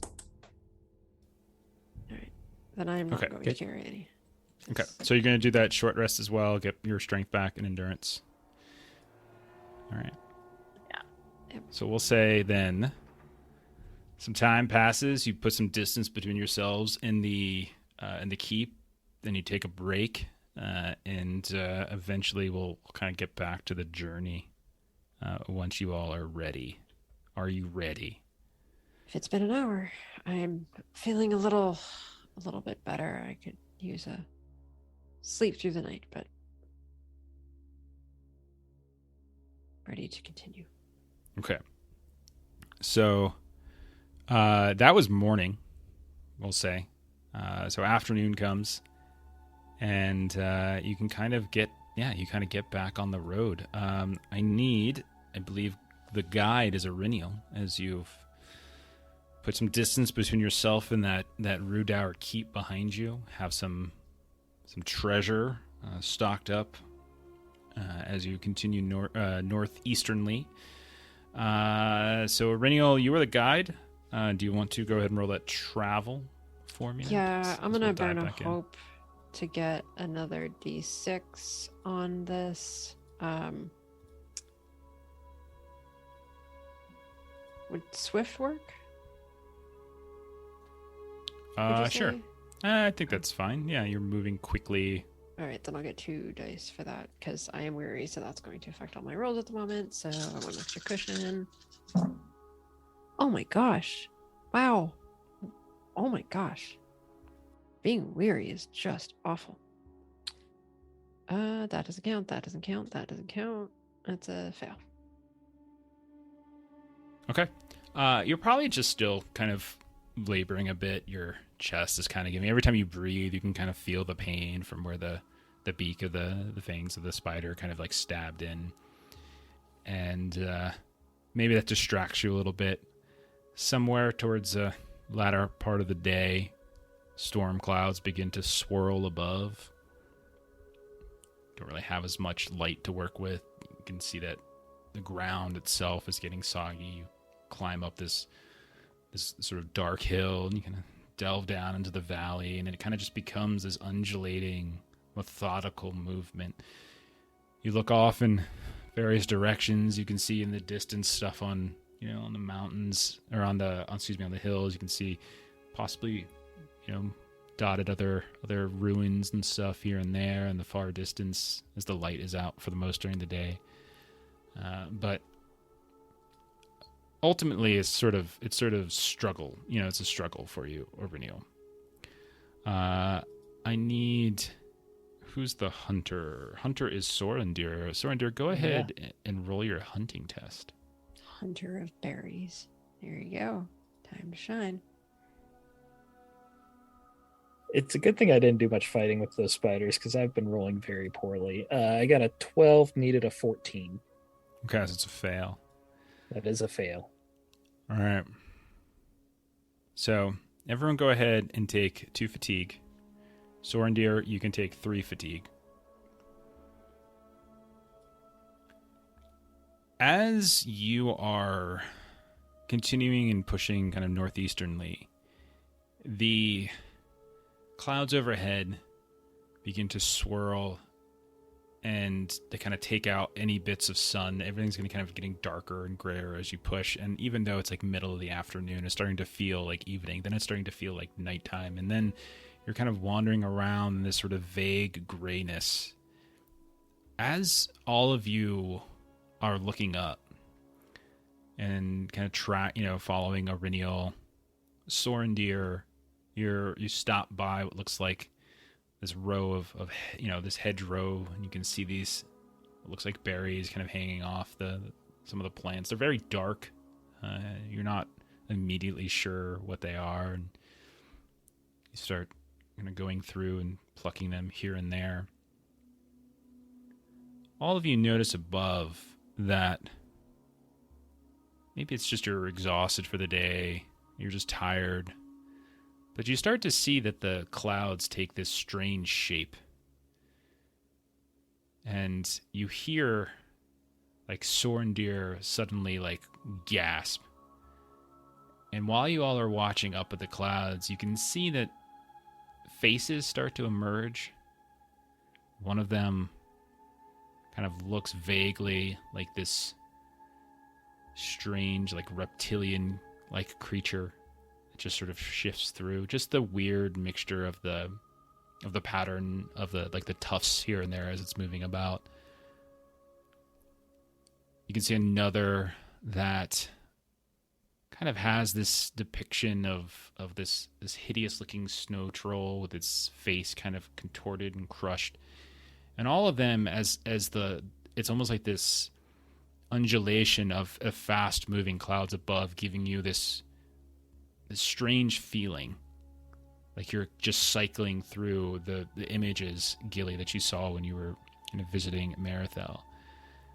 And as you're watching in that weird kind of drake almost like snake or reptilian-like creature starts wafting down. You hear Sorendir yelp, and you look down, and your hand is bleeding, Sorendir, as you're ripping off these different chunks of dark berry, and you see these two fangs just right into the backside of your hand, and you watch as a serpent just slithers and disappears into the bush itself.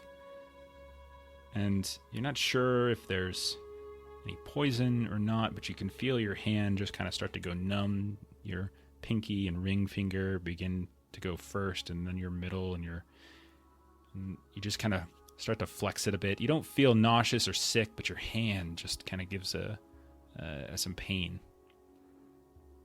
All of you kind of take a moment, you sit down, Gilly, you bring out the meds and kind of check for it, and all it really amounts to is just another thing to slow you down, as like you have to check, and it doesn't. You never kind of grow any highs. Discoloration doesn't seem necessarily to happen, but you end up kind of camping nearby, and it just adds more time to the journey. Morning comes, you look at it, Sorendir and Gilly, you check on it again. If there was poison, it seemed mild. You don't think it's necessarily anything too terrible, but it's certainly, like you can still feel a slight numbness to your hand, but it's kind of coming back. And as you're pulling the spear out, trying to do your normal, maybe, practice movements and stuff in the morning, whatever it might be, you're struggling a bit. You can feel like a sluggishness to yourself. As you're packing up your various equipment and things, you're breaking camp, that mist begins to sort of almost like it's like milk, like a flood kind of pouring through the valleys, just rushing through, to the point where as you're atop this hill and you're moving down into this into the next valley, like you can't even see the bottom anymore. And you can see, as you're watching it shift and move, just like the clouds above, you can't help but constantly see these shapes, Gilly. You're just seeing these things kind of pop up. A troll face here, orcs suddenly moving there, this strange bear-like visage, what looks almost like this scaled tail. And it's all just kind of in your head, but nonetheless you see it. And it's like this for about 2 or 3 days of travel. And then, Reniel, I need you to make another travel roll. So would you say that we have had a prolonged rest during this time? If you want to stop and do a prolonged rest, the problem is that you're kind of out in the wild. Like you're not necessarily near anywhere that's particularly safe. So if you're looking to do a prolonged rest, we can do that. But we'll put a pause. Or at least a series of short rests if we're doing this over a course of a couple days. You tell me how much you want to pause the journey. Because remember, we're in journey rules. So how much do you want to pause the journey here?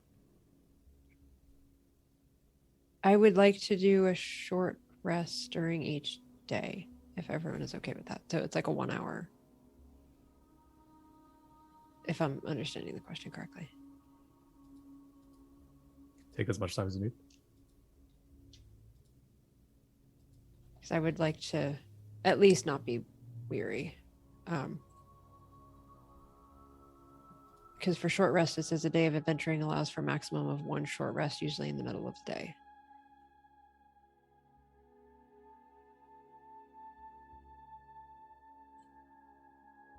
So that was my thought, is that a day of adventuring may have that built in, unless we were like pushing along extra. I just don't know how that applies to journey rules, because I know they're a little different. I'm fine. You just tell me how often we're journeying. Like I just want to do it at least once, just so that I'm not weary. That's fine. Yeah, That's we're all not right. worried about the fatigue going down. It's just the endurance. Yeah, Okay. I just want to get another 7 endurance is really what I want. So like, I just need to know, there's a clock. And so I just need to know how long you guys are kind of adding to your journey, because there is a clock here. Winter is coming. Yep. Well, I think I just broke copyright for a different fantasy. Winter is arriving soon. There we go. That's better. So there's a So I just tell me how much you're willing to sort of slow down for this, because it will come into play. We could just take a day to get the prolonged rest, and then that'll get you back up a bit more. As long as everyone is okay with that. So you're just gonna take a day, knock a prolonged rest out, set up camp, don't do anything crazy that day, and just try to do your best to sort of recuperate. So we'll add an extra day to the journey. If we're doing that, everybody can, if they want to, burn fellowship for hope.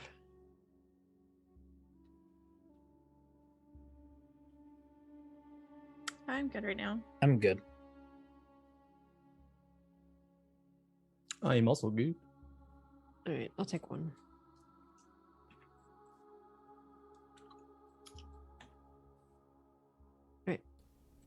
Okay.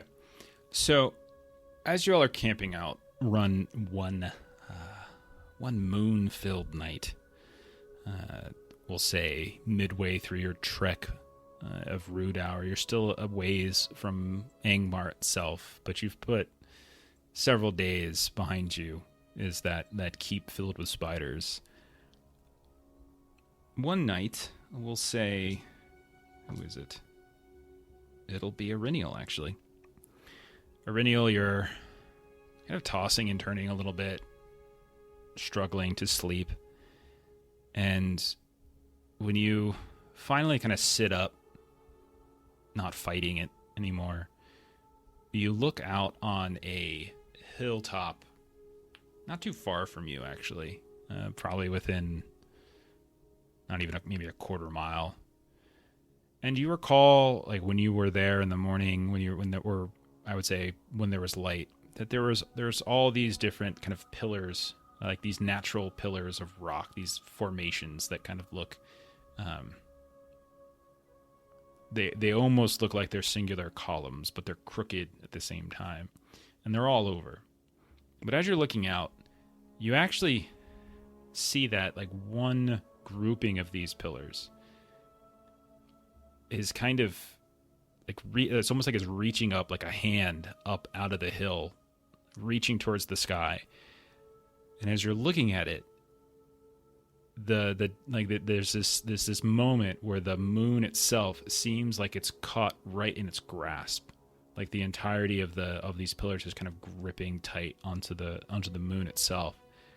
And you watch as though this heavy moonlight, which is almost spotlighting that hill that far off, creates this weird sense of like striations as it moves down the rock formations.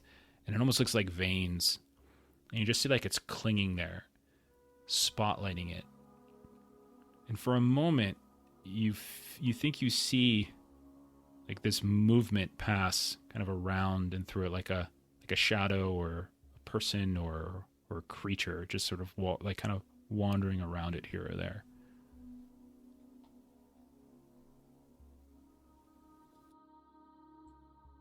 Aurenia will kind of point that out to Gilly and just, did you see that?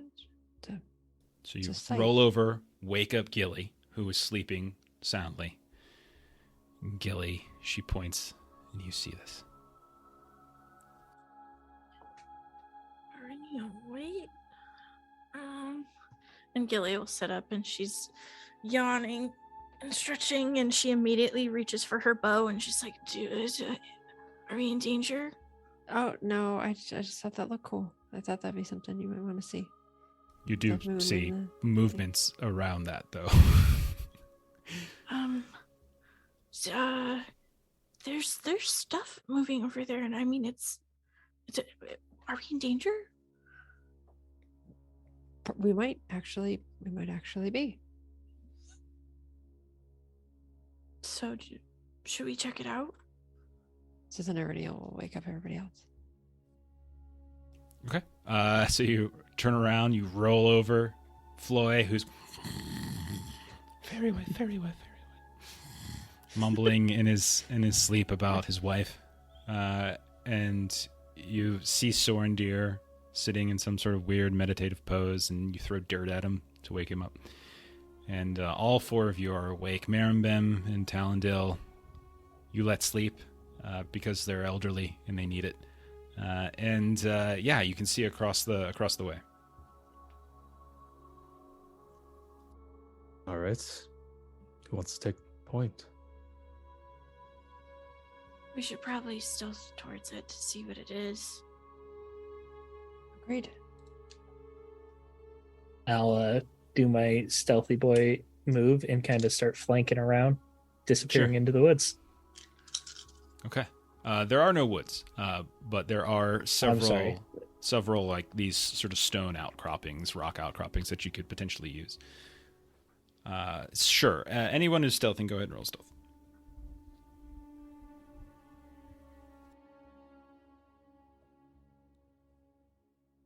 Failed with an 11. So Floyd's chunk. Hey, anybody there? Hello? I got Any treasure over there? Hello? You can't hear me or see me. I just have a regular success. Okay.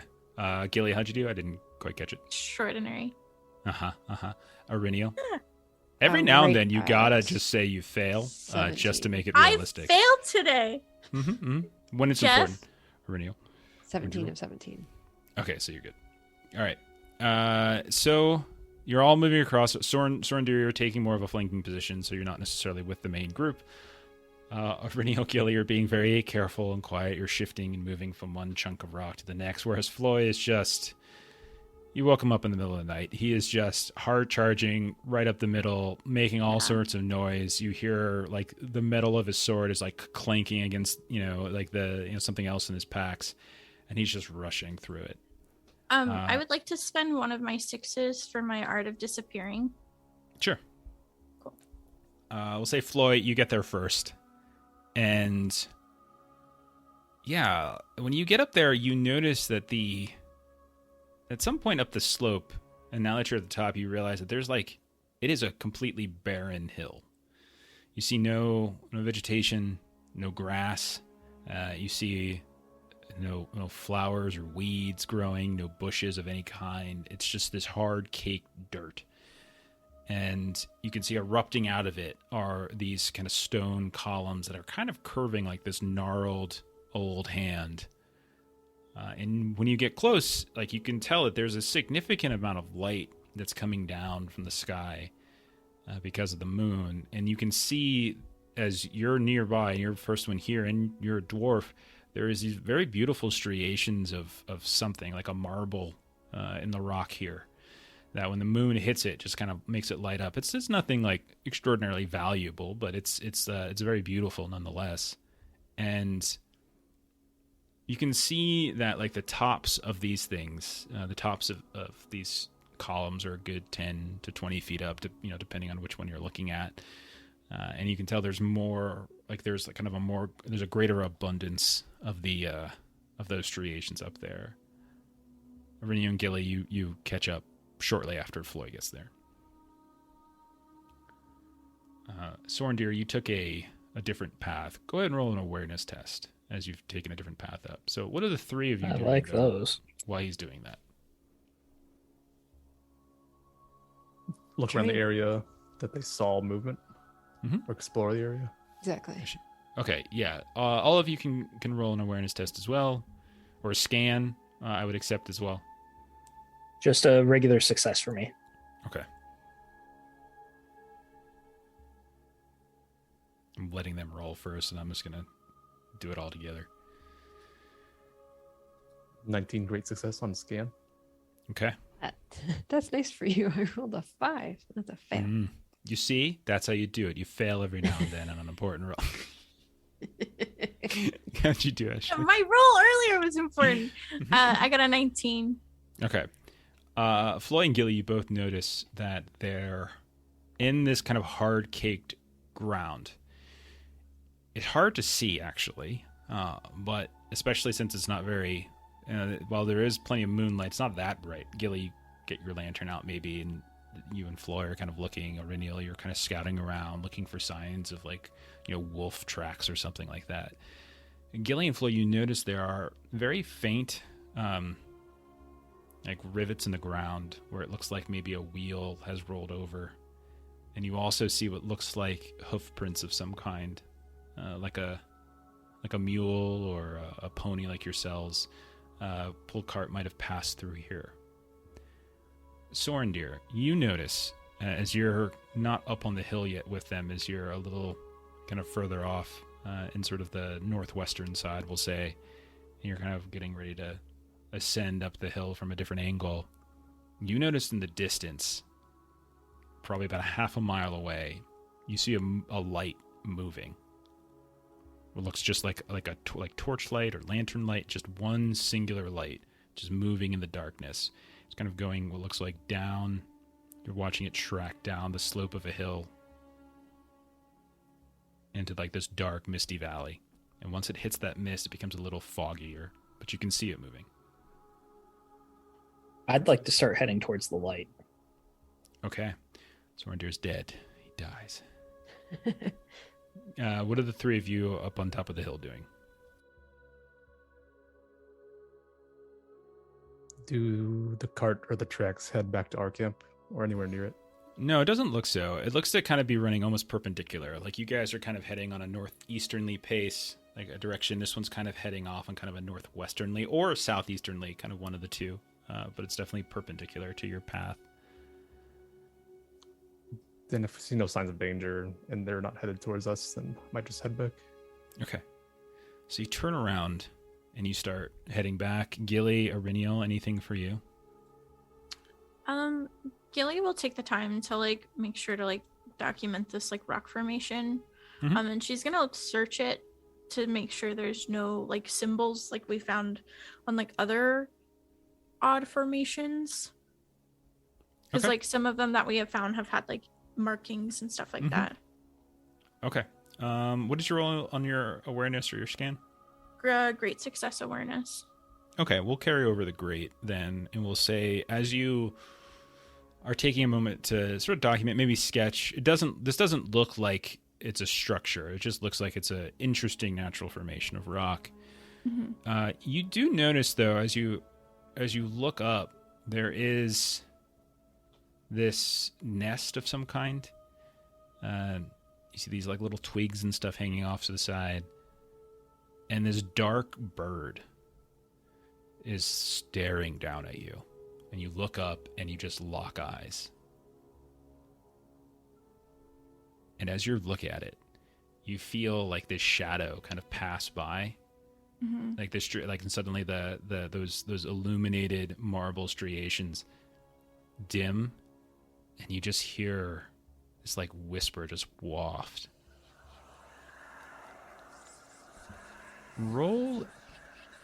Go ahead and roll a valor test. Valor.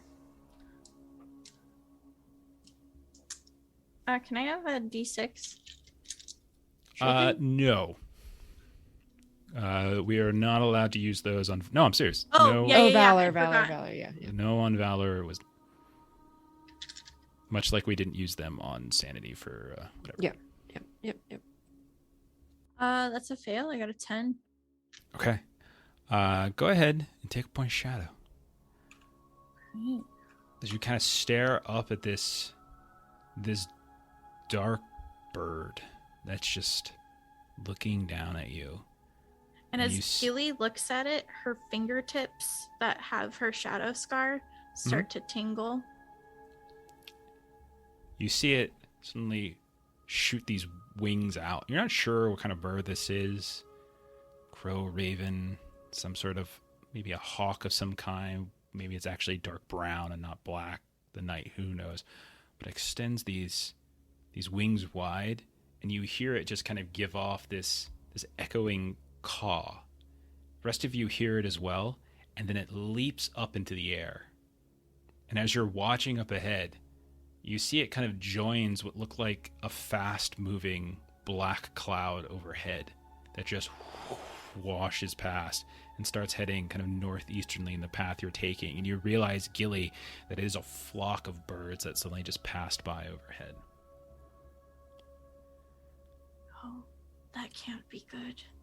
Sorendir, you follow this lantern, you go down into the mist. You see it start to move back up like it's pulling up the next incline. You get up close, you're sneaking, continue carrying over your awareness, and you notice that it is a cart being pulled by, you think, a mule. You do not see a rider, you don't see anyone next to it. There looks to be, as we'll say, you're probably keeping maybe a 30-foot pace from it, kind of hiding, looking. Keen eyes can tell that there are furs and such piled up in the back.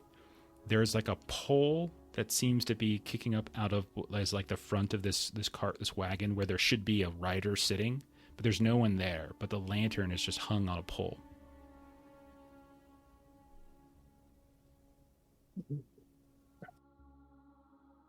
So there is the animal pulling the cart, but there's Yes. no rider. You do not see a rider. There's a bunch of furs and such piled up in the back of that cart, but you don't see anybody. Would I see anyone in like the near vicinity, like, back further behind the trail or forward? With your rolling over your previous awareness and everything, yeah, you don't notice anyone else moving around. All right, I'll try to move forward gently to the cart without scaring the animal and try to slow it down or stop it. Okay.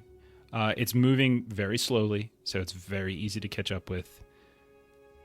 As you get closer, you see that it's actually kind of stumbling and moving, and like you can see its legs kind of give out on it, and you can see its ribs. It looks very sickly, like it's probably hasn't eaten or drinking in a while. You can tell that as you get closer, you look in the back of this cart and you realize there is this, you think it's a body that's laying in the back of the cart. As you get close, you realize as the furs are kind of hanging out over the back, like there's a foot underneath it. You can see this like rough boot covered in mud. And you peek inside and you can see tufts of like gray hair that are splayed out, like underneath kind of underneath where the seat would be, where the rider. With your keen eyes, you can tell nothing, there's no movement, it's not breathing. It's just, there's a bunch of furs on top of this body, and this mule is just moving on its own accord. Yeah, definitely would like to stop the cart and very slowly peel back the furs to take a look at the body. So you move up, you kind of put a hand on the mule. You can feel it kind of shivering. Like it's you can tell this mule, this poor creature, is in a terrible state. It doesn't look like it has any wounds on it necessarily, but you can tell that it's very, very skinny. It's very, very cold. It's shaking. You can tell its legs are buckling, and when you kind of stop it, you can kind of feel it, like the momentum stopped of it, and you can watch as it just shakes and then collapses to the ground. Yeah, I'm not the best with animals, but I would try to calm it. I don't really want to. He got it. With the fur. Yeah. I don't really want to take it off the cart yet, just so we have some control over it. I would like to take a look at the person in the back. So you climb up, you look down, peel back the first layer of furs so that you can see a face, and it is an old woman. Human. You can tell that there's something wrong, you think, with her. It looks like she's got some kind of like rash or growth lesion on her face. Not breathing, you can tell. You kind of hold your hand over her mouth. Nothing. When you go to touch her, any sort of open skin, as cold as can be, despite the furs on top of her, you're quite certain she's dead. Anything in the cart other than furs? And You go to person? you start moving some stuff around, being as careful as you can. As you're doing so, the lantern like just woofs out completely. You feel suddenly like something else moving in the cart with you, and this cold, bony hand wraps around your wrist, and you see this old woman suddenly sit up in the back, look at you, opens her mouth, and you just hear these terrible whispers just sort of waft out from her mouth. Roll a valor test. Because I'm so good at these. That's a Sauron and a failure. Oh gosh, take two shadow points. Take 2 shadow points as you lunge back, and as you do so, you can feel the cart, kind of the momentum of you lunging back. It starts to pull down the incline, and you watch up ahead as the mule now is being dragged down this hill backwards as the cart starts moving and moving. When you look, you see yourselves just in this horribly awkward, bumpy ride going back down the hill into that mist at the valley. Your hand, or excuse me, your forearm, where your armband should be, feels extraordinarily cold. And when you look down at it, you realize the woman's no longer holding her arm. Not only that, she's laying down and she's in the exact same state. And then suddenly you smash into a rock that was kind of hidden in that mist. You go flying out of the cart, kind of tumbling around. You're an elf, you're graceful, and even in this situation, you can kind of get your footing in some way. You see her body just launches out and slumps down to the ground. You look up ahead, and this poor mule is just like on its side. You hear it kind of braying a bit. It's still alive, but it's in pain as it just slid down this hill about 15, 20 feet. Your armband is still freezing cold. What would you like to do? Run. I would, at this point, I would cut the mule free so it could get up if it can, try to gauge its injuries. Does it look like it could recover? It would need to be nursed back to health. From what you can tell, it's primarily suffering from malnourishment. Just at first glance, like it hasn't drank and eaten in quite some time. It has some abrasions now from falling, sliding down the hill, but it doesn't look like it broke any bones, but it is bleeding here and there, but nothing that it couldn't be patched up pretty easily. If you're willing to give over some supplies and actually take some time, you could potentially nurse this back to health. Yeah. Yeah, I will start speaking to it in Elvish. Hero e needeth aboneth. And I will take my sword and I will put it out of its misery. Okay. The cart itself, I would the body fell out of the cart. Body fell out of the cart, yeah. There's just a tangle of this old woman's body and all these different furs on the ground. A couple other things fall to the ground as well. Looks like there was some kind of like water skin that fell. What looks like these, a couple bits of kind of dried bread of some kind. I don't want any of that anymore. I would take some of the furs and I would try to wrap up the body without touching it, and then put it back in the cart. Okay. And set the cart on fire as a funeral pyre. Okay. The rest of you suddenly see this fire erupt in the distance. Where Gilly and Floy... Floy was going back to camp, I believe. Aurynio and Gilly, anything that you two were doing after that flock of dark birds moved across the sky. Aurynio was going to look for a sign of where Sorendir went, and then there's a blaze. It's just so Ask stealthy. and You ye shall couldn't see receive. him. And then, you're looking around. Where did that damn elf go? And all of a sudden, Yeah. that's Sorendir. They're going for Sorendir, I think. Yeah, toward the fire. Okay, so you head over to the fire, and you can see that there's this cart that's ablaze. You see Sorendir, a little frazzled maybe, but otherwise Sorendir. Did you also burn the mule? No, I don't think I would have done that. Okay. require a lot more fuel for that. Yeah, so you see a dead mule, and you see a burning cart, and you see Sorendir. What happened? Are you okay? Oh. I'm fine. There was a animal that could not be saved and a woman that had already passed, so I tried to put them both to rest. Oh. I can appreciate the tradition there. I fear this signals the presence of travelers in this fairly remote area. I agree. We should leave. Yeah.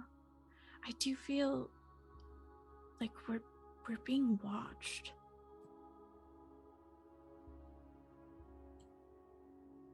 The bird earlier? Did you not feel the darkness upon it?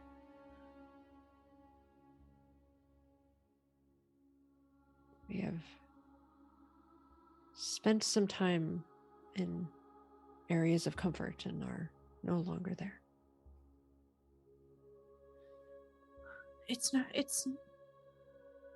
Doesn't it feel like this journey's been more difficult than the rest? We're wasting so much time. And at that, Gilly will just kind of like sigh, and she like will dust off her pants because she probably tripped while she was running, and she'll start heading back to camp. We should leave in the morning and try to move quickly. I agree. I think we should put distance between ourselves and this fire with haste. Okay. You return to your camp without issue. You're at a large enough distance that the smoke doesn't waft over towards you. You sleep out the night. It's a little awkward for everybody and a little tense, except for probably Floyd. And then morning comes once more, and I will need a travel test from Aurinial. You can now see in the distance to the northeast these dark, bleak hills turn to dark, bleak mountains, as the best time to look is in the morning, as by midday the clouds just become oppressive. It's also extraordinarily cold, and all of you have begun to put on some winter clothes. The ground feels crunchy, and you can see that a very faint snow has fallen during the night, shortly after the burning of the cart. How'd you do on your travel roll, Aurinial? That's a fail, because that is a Sauron. Oh no. And the rest of everything other than Sauron does not add up to what I need. You know what I love about the Eye of Mordor mechanic is that it literally tells you can hold on to it until it makes narrative sense. That's what I'm going to do. I'm writing a note to myself.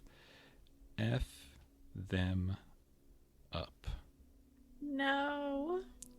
Double underline. Now you guys are screwed. I double underlined it. We so should pay do attention. a mini campaign between this session and our next Lord of the Rings session so that Jeff just forgets about that Eye of Sauron. I double underlined it.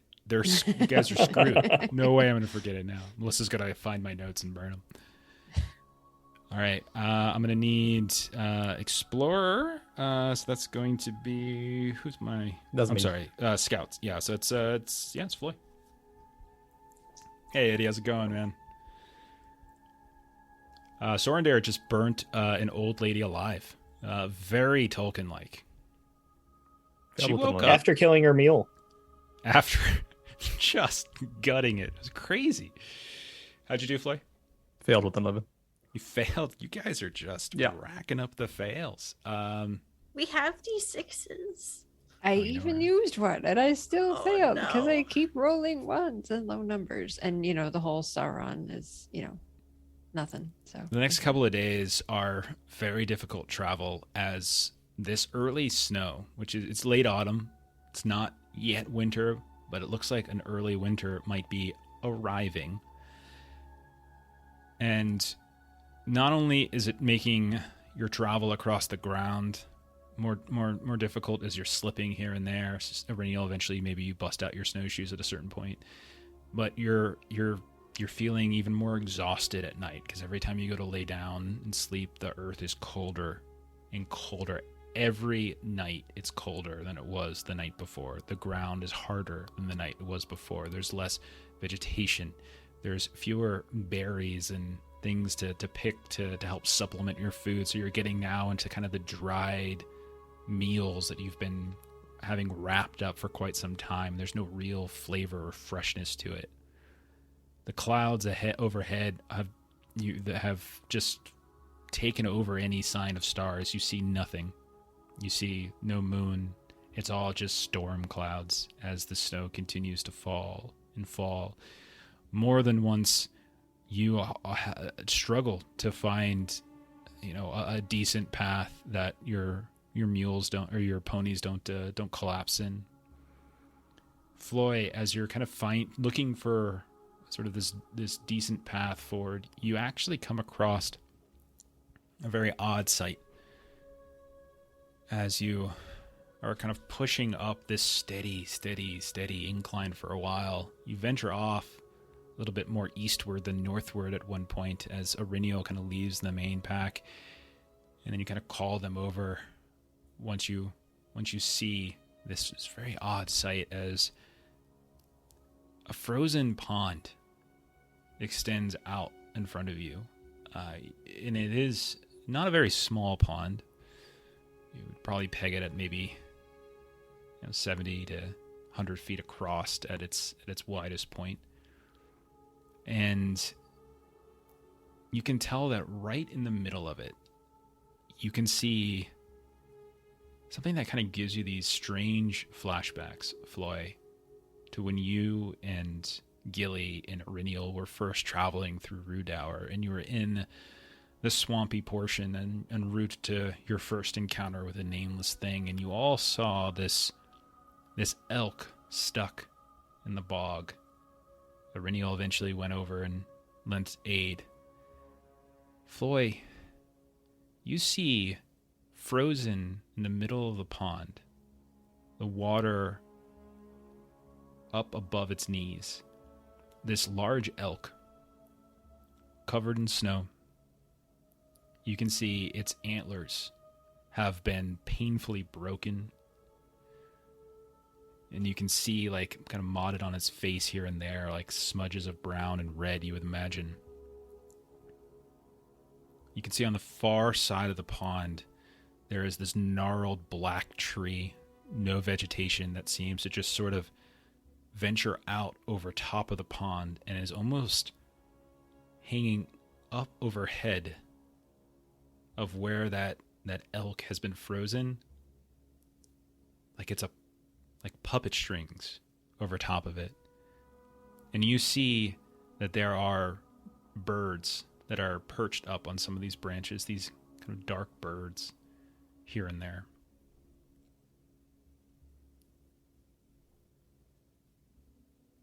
I can only imagine that we don't end up frozen like that. Eventually, the rest of you come to the edge of the pond. Reniel, you look out and you see it, and you also have those moments, that little bit of kind of flashback to that point. Yeah, go ahead. Reniel would, she has her snowshoes on, so she would venture out over the ice a bit. Sure. And trying to kind of get a different angle on that branch over the elk, kind of that whole vertical situation. I'm sorry, I don't understand I understand the first part. You're moving across the ice. What was the second part? I didn't quite pick that up. Because I kind of want to get all the angles, because we're looking at it this way. So I just kind of want to get all the angles of like the elk and kind of this tree around it. Yeah. So you just kind of veer off to the south a bit, veer off to the north a bit, and then kind of start to approach. You don't really, there's not actual strings. It's just this gnarled, black, snow-covered limb that almost comes like a 30-degree angle up out of the far side of the pond, out and stretched over it, and is kind of just hanging down with its sprouts moving out at the edge, like it's a puppet hand over top of it. And you can see all along that tree, there's a handful of these very dark-looking birds. Again, snow is coming down. It's a light snow, so it's not like obscuring your vision terribly at a short distance. But you get so you you don't see any specific danger that you can tell, Iriniel, just from doing that sort of that kind of angle check. What do you want And to do? Iriniel will start sort of talking to the elk a bit and making sure that it is still, though it may not be able to walk or move, it is still alive. Roll an awareness test. Yeah.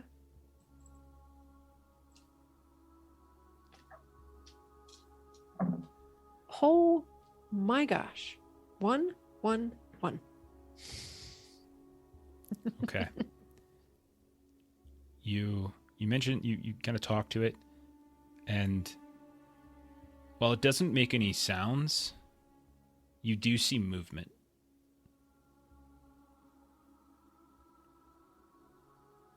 What would you like to do? I'm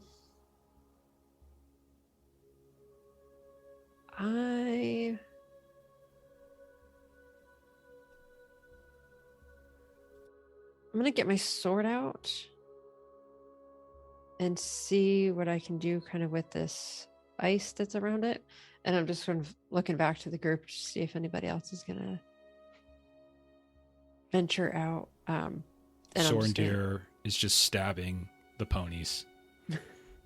Yeah, just murdering root and beat.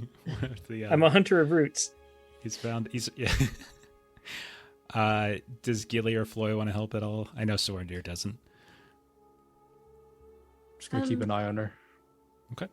Not much. you can do Gilly's with that. really worried about the evil-looking tree because we've already encountered a few like that, and the fact that it has birds like that she encountered the other day, she's not gonna approach. She's even gonna call out, "Iriniel! It's the birds."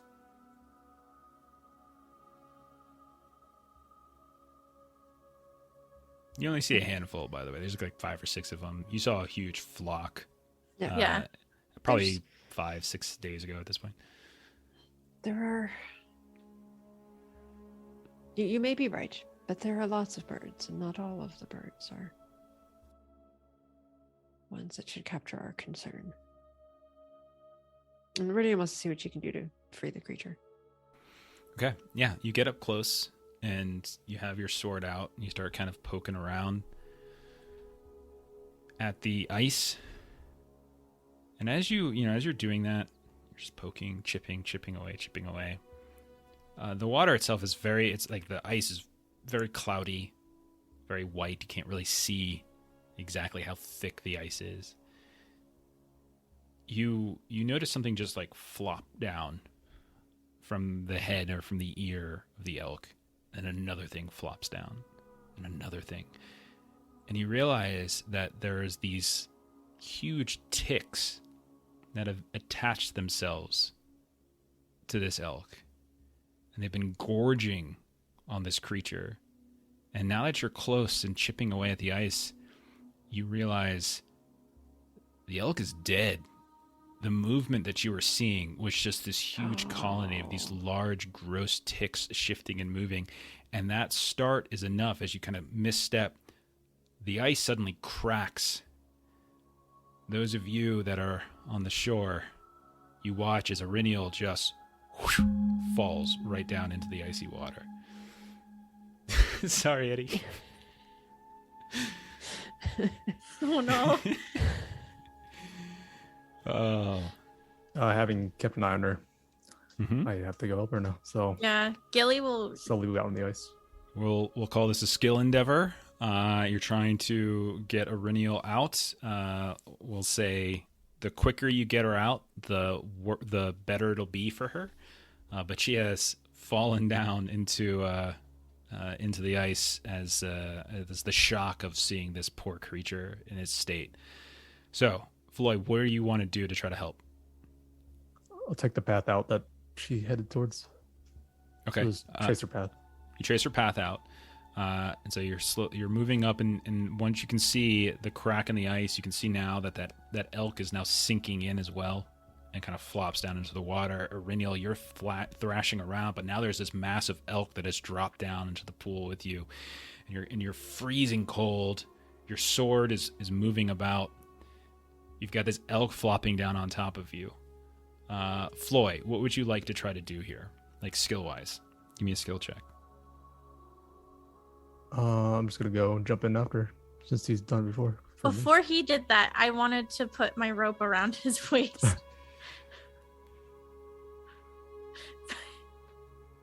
Like, I wanted to say that when he's like, I'm going out after her. I wanted to say it too, and I didn't. Sure. Because this is wondering, even though y'all cheated your rolls. I think so yeah, Sorendir would tie be it like around, it's fine. handing one end of the rope to Gilly to like rush out to Floy as he already started charging. Okay. And then Sorendir would be tying multiple ropes together just to try and give him more length. Okay.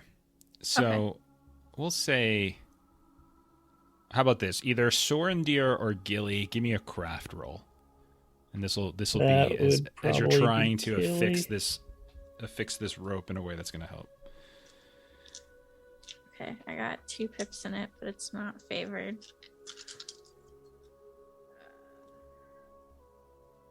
I got an 8 and a 6 and a 5. And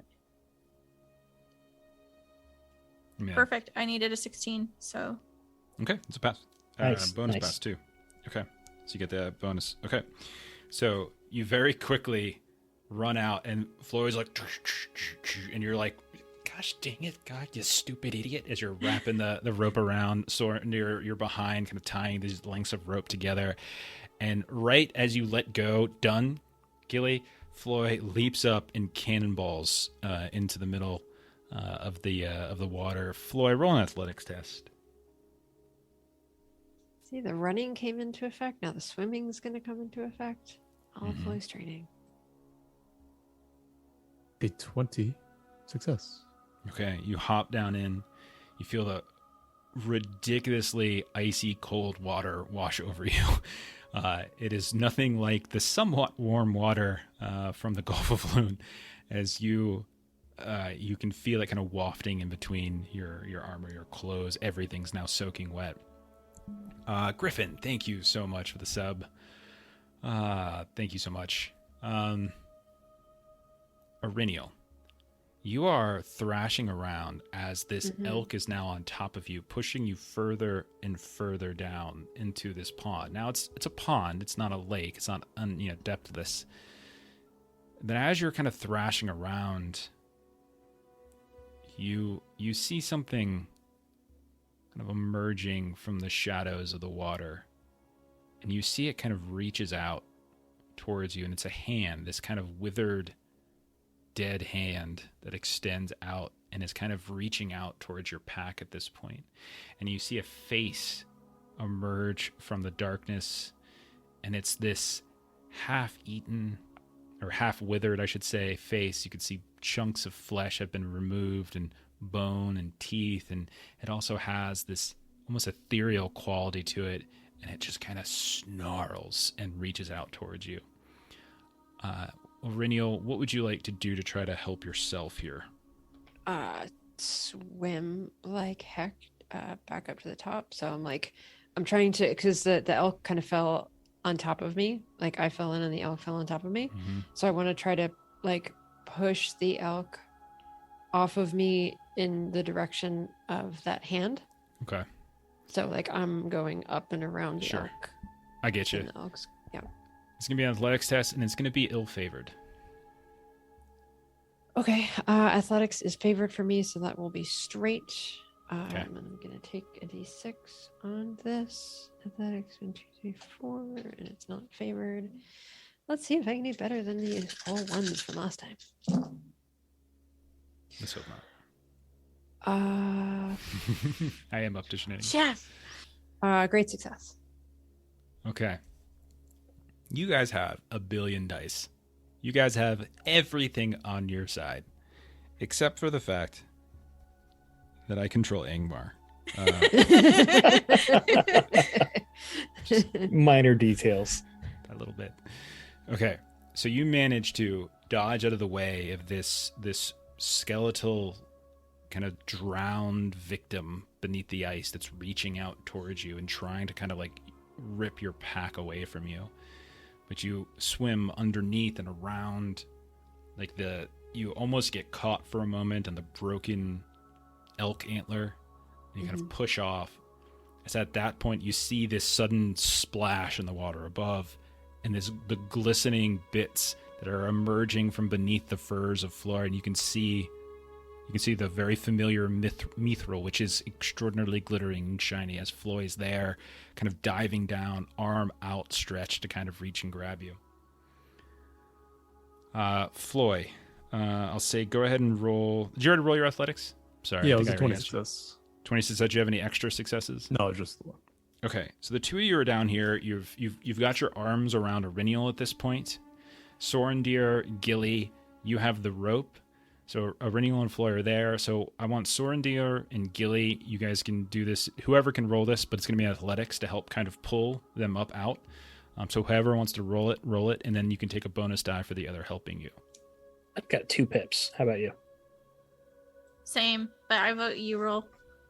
All Yeah, right, your I'll target number is probably much higher, I would imagine, Gilly, under strength. Yeah, mine is a 16. Thanks for hanging out, Griffin. So yeah, go ahead and roll it sooner. You can take that bonus die. With the bonus die, I got a that would be an 11. I needed a 14. Oh no. Okay. So you go to pull. Did you roll Sauron or anything? Nope, just a bunch of 3s. So Gilly, Sorendir, you're pulling, and it's just the weight of Floy, the weight of Aurinial, the water, maybe like some of the, like maybe like a bit of the elk is still kind of clinging to Aurinial's, foot or armor or something like that, and you two just start to slide across the ice. Floy and Aurinial, you're thrashing around inside. Aurinial, you can see that elk is kind of disappearing from view. You see the arm kind of reaching over and around it, and you think you're in the clear until Floy, you notice this arm, this other hand right behind Aurinial. As she's looking up at you, you're looking down at her, and you see it just grabs her hair. Aurinial, you feel a sudden tug, and your head goes back, and you just get pulled back into the dark, icy water. Floy or Aurinial, what do you want to do here? I'm just gonna try to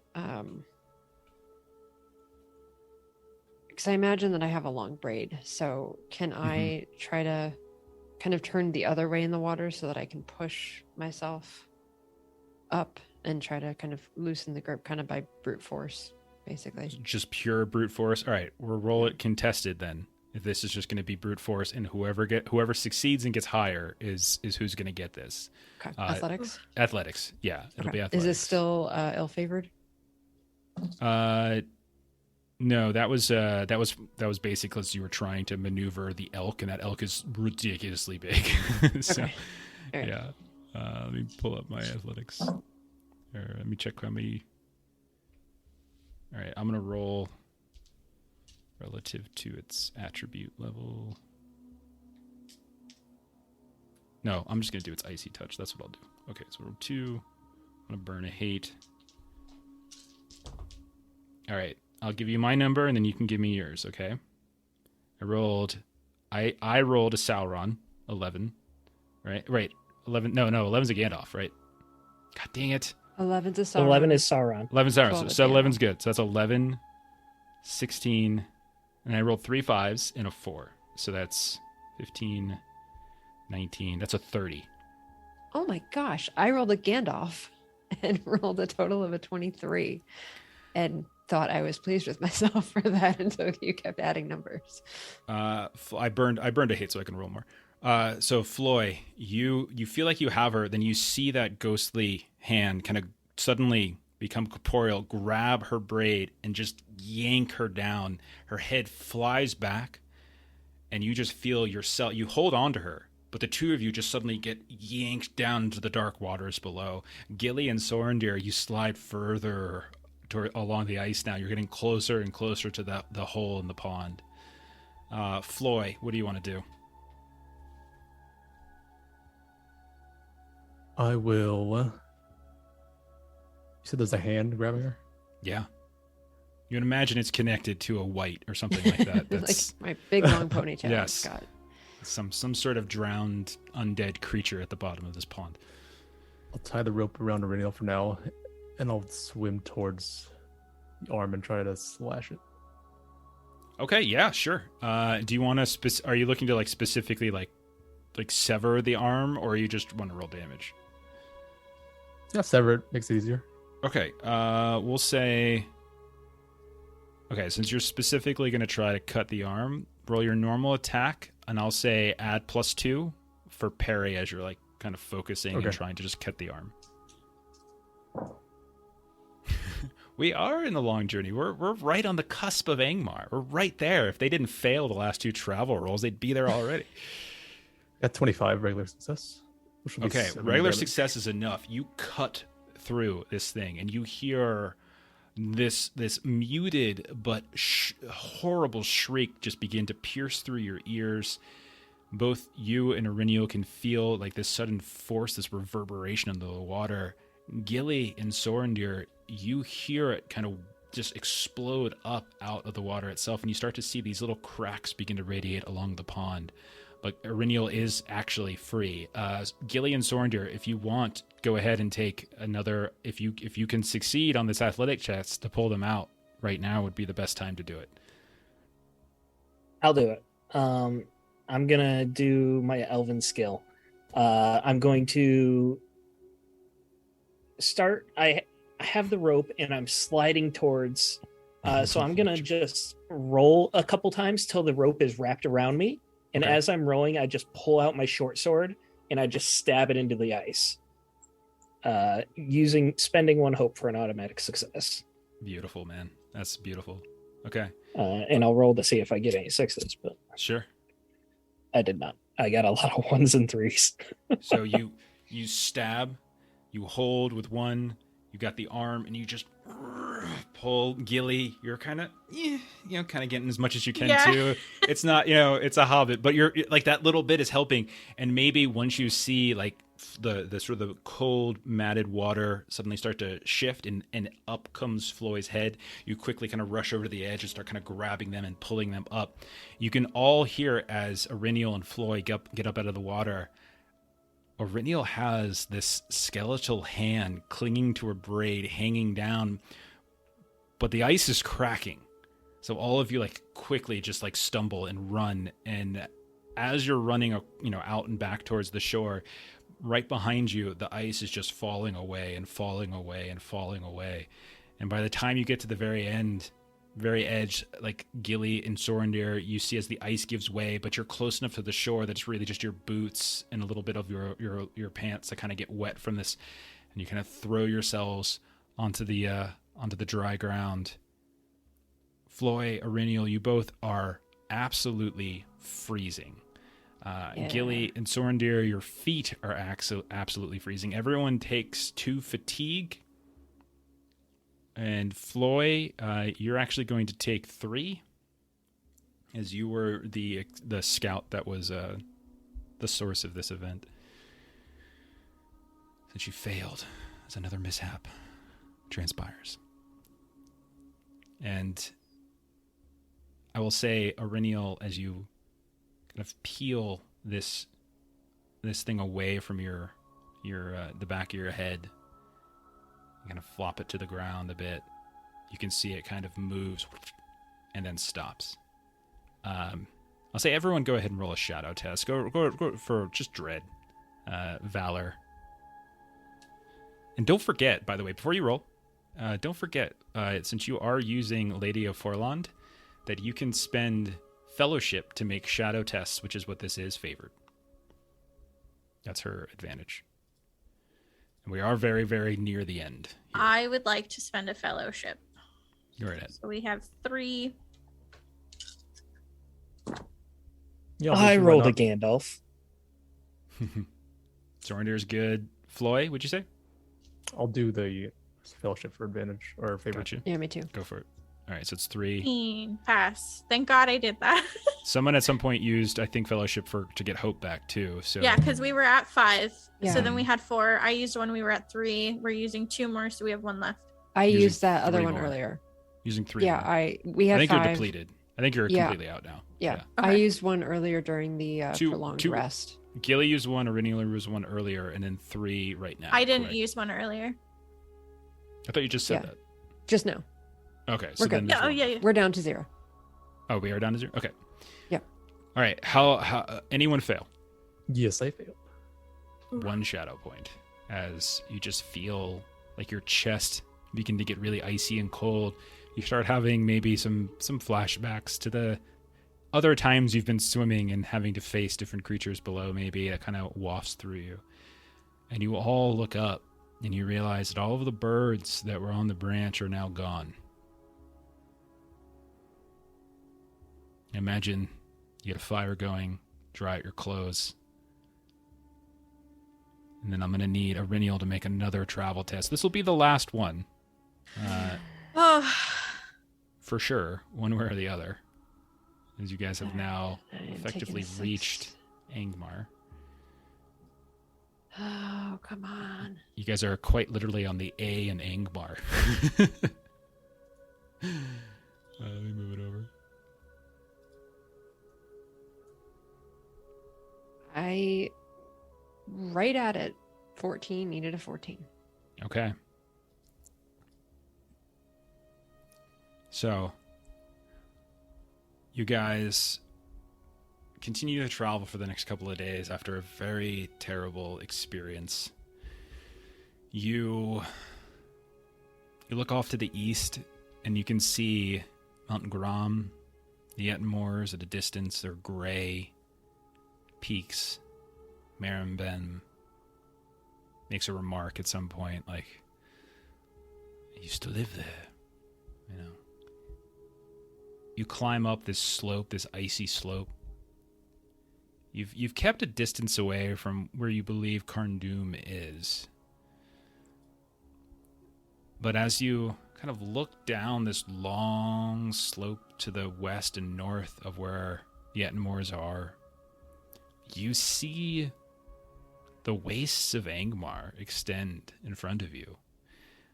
Now, you are not necessarily centralized, but you are certainly closer to where, like, the fortress, the ruins of the fortress of Carndum were than when you were last here. But as you climb up to, we'll say, the highest peak of these foothills, you look behind you, kind of to the southwest, and the dark hills of Rudour are almost like a memory at this point. And then you look at this cold, icy land. The snow has kicked up. In fact, it's almost sideways at this point. The winds, these icy winds, are just wafting through you. Winter is here. You look out on the icy wasteland. You can see these towers and buildings that you don't recall the last time you were here. Marimben, too, is also kind of perplexed. These large trolls and other things, these devices are kind of in this process of construction. None of it looks to be in its full and perfect state. But there's certainly evidence of infrastructure being rebuilt and repaired. You can see what looks like these large kind of packs of white wargs that are just kind of moving around over the slopes that you know you're going to have to contend with, as you know that you now have to cross through the wastes and climb up the mountains on the north side of Angmar.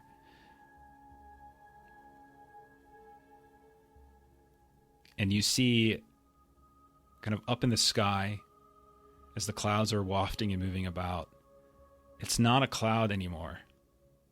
But in fact, you see a very large, kind of white-blue drake just suddenly glide down from the top of this tall peak in the distance and kind of clamp onto the side of one of these other rocks and kind of climb vertically down before leaping off and disappearing off to the northwest.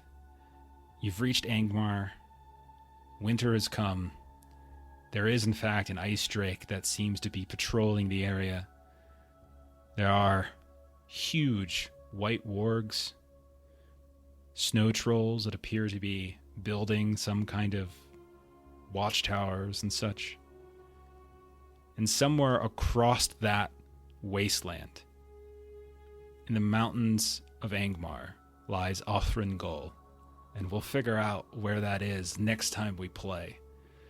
We'll stop there. Oh. Jeff, I think you misspoke. You said drake, and I'm pretty sure you meant something like blue jay or sparrow. Nope. You obviously could not have meant drake. An ice drake. Okay. Oh, goodness. Oh, And here's the sad thing, is that the next time we play is actually going to be not for a while, as some jackass in here decided he wants to take not one, but 2 trips in October. And so we will be missing the next 4 weeks the next, oops, that's the wrong one. The next 4 weeks we're going to be missing our One Ring games, sadly, because our dwarf friend Floy is, I think, was it New York first and then Going to New Japan? York, flying over Japan. Yeah. Busy month. So we won't be taking it off, as the rest of us are still here. But so we're going to do a different game for 4 weeks, because we do not want to do this obviously without Floy. yep. So the rest of us are going to be kind of messing around with a game called Orbital Blues. We're going to be going to space. So instead of being in Middle Earth, we'll be in space. And so in the same time slot for One Ring for the next 4 weeks in October, we're going to be playing this, and we will be back to One Ring. I believe it's the first week in November, so it'd be the 5th. So October we're off from One Ring, and we'll be back November 5th to see what happens when they inevitably die to like the ridiculously horrible, terrible, beefed up dangers that Angmar now has in front of you. Yeah, just all bad things. All bad You guys things. thought those spiders were tough. Just wait till the mountain troll goes to punch one of you. Oh, God. Let's see other things. Monday we'll be playing Deadlands back here on the channel, Savage Worlds. Steven, what's on Tuesday? Haunted West, a nice weird West. I play it a little bit more horror. Takes place in the Old West. We got some cowboys. We got some zombie-like creatures. We've got some demonic hornets. It's really a lot of fun. You should come join us. I get to terrorize Jeff, which is nice to like reverse things. It's a blast. Yeah, for sure. That's Makes a a little 9 sense. p.m. Central. Excellent. Next Friday, we're going to be playing some Hunter, where Long will be missing, but Steven is actually going to come hang out with us instead and take his seat for a couple weeks while Long's gone. So we won't be missing any Hunter. And again, next Saturday, come hang out with us. Even though it's not One Ring, we're going to be playing a really fun game, Sad Space Cowboys, for a couple weeks. So it's going to be really good. So come check that out. Other than that, thank you for everyone who hung out tonight. Thank you to those of you who I think we got a sub or 2 earlier. We really appreciate that. If you're watching this later on YouTube or VOD, or if you're listening to this in the distant future, actually probably just a month, I would say, on podcast form, which by the time we get back in November, our podcast version of this should be up to date. Thank you. We appreciate you as well. We're going to go ahead and raid. I think boys from the Baltic Star are playing some Troika, which is a game that's always intrigued me. So we're going to go ahead and raid them. Have a great rest of your weekend, everybody, and we'll catch you next time. So bye-bye.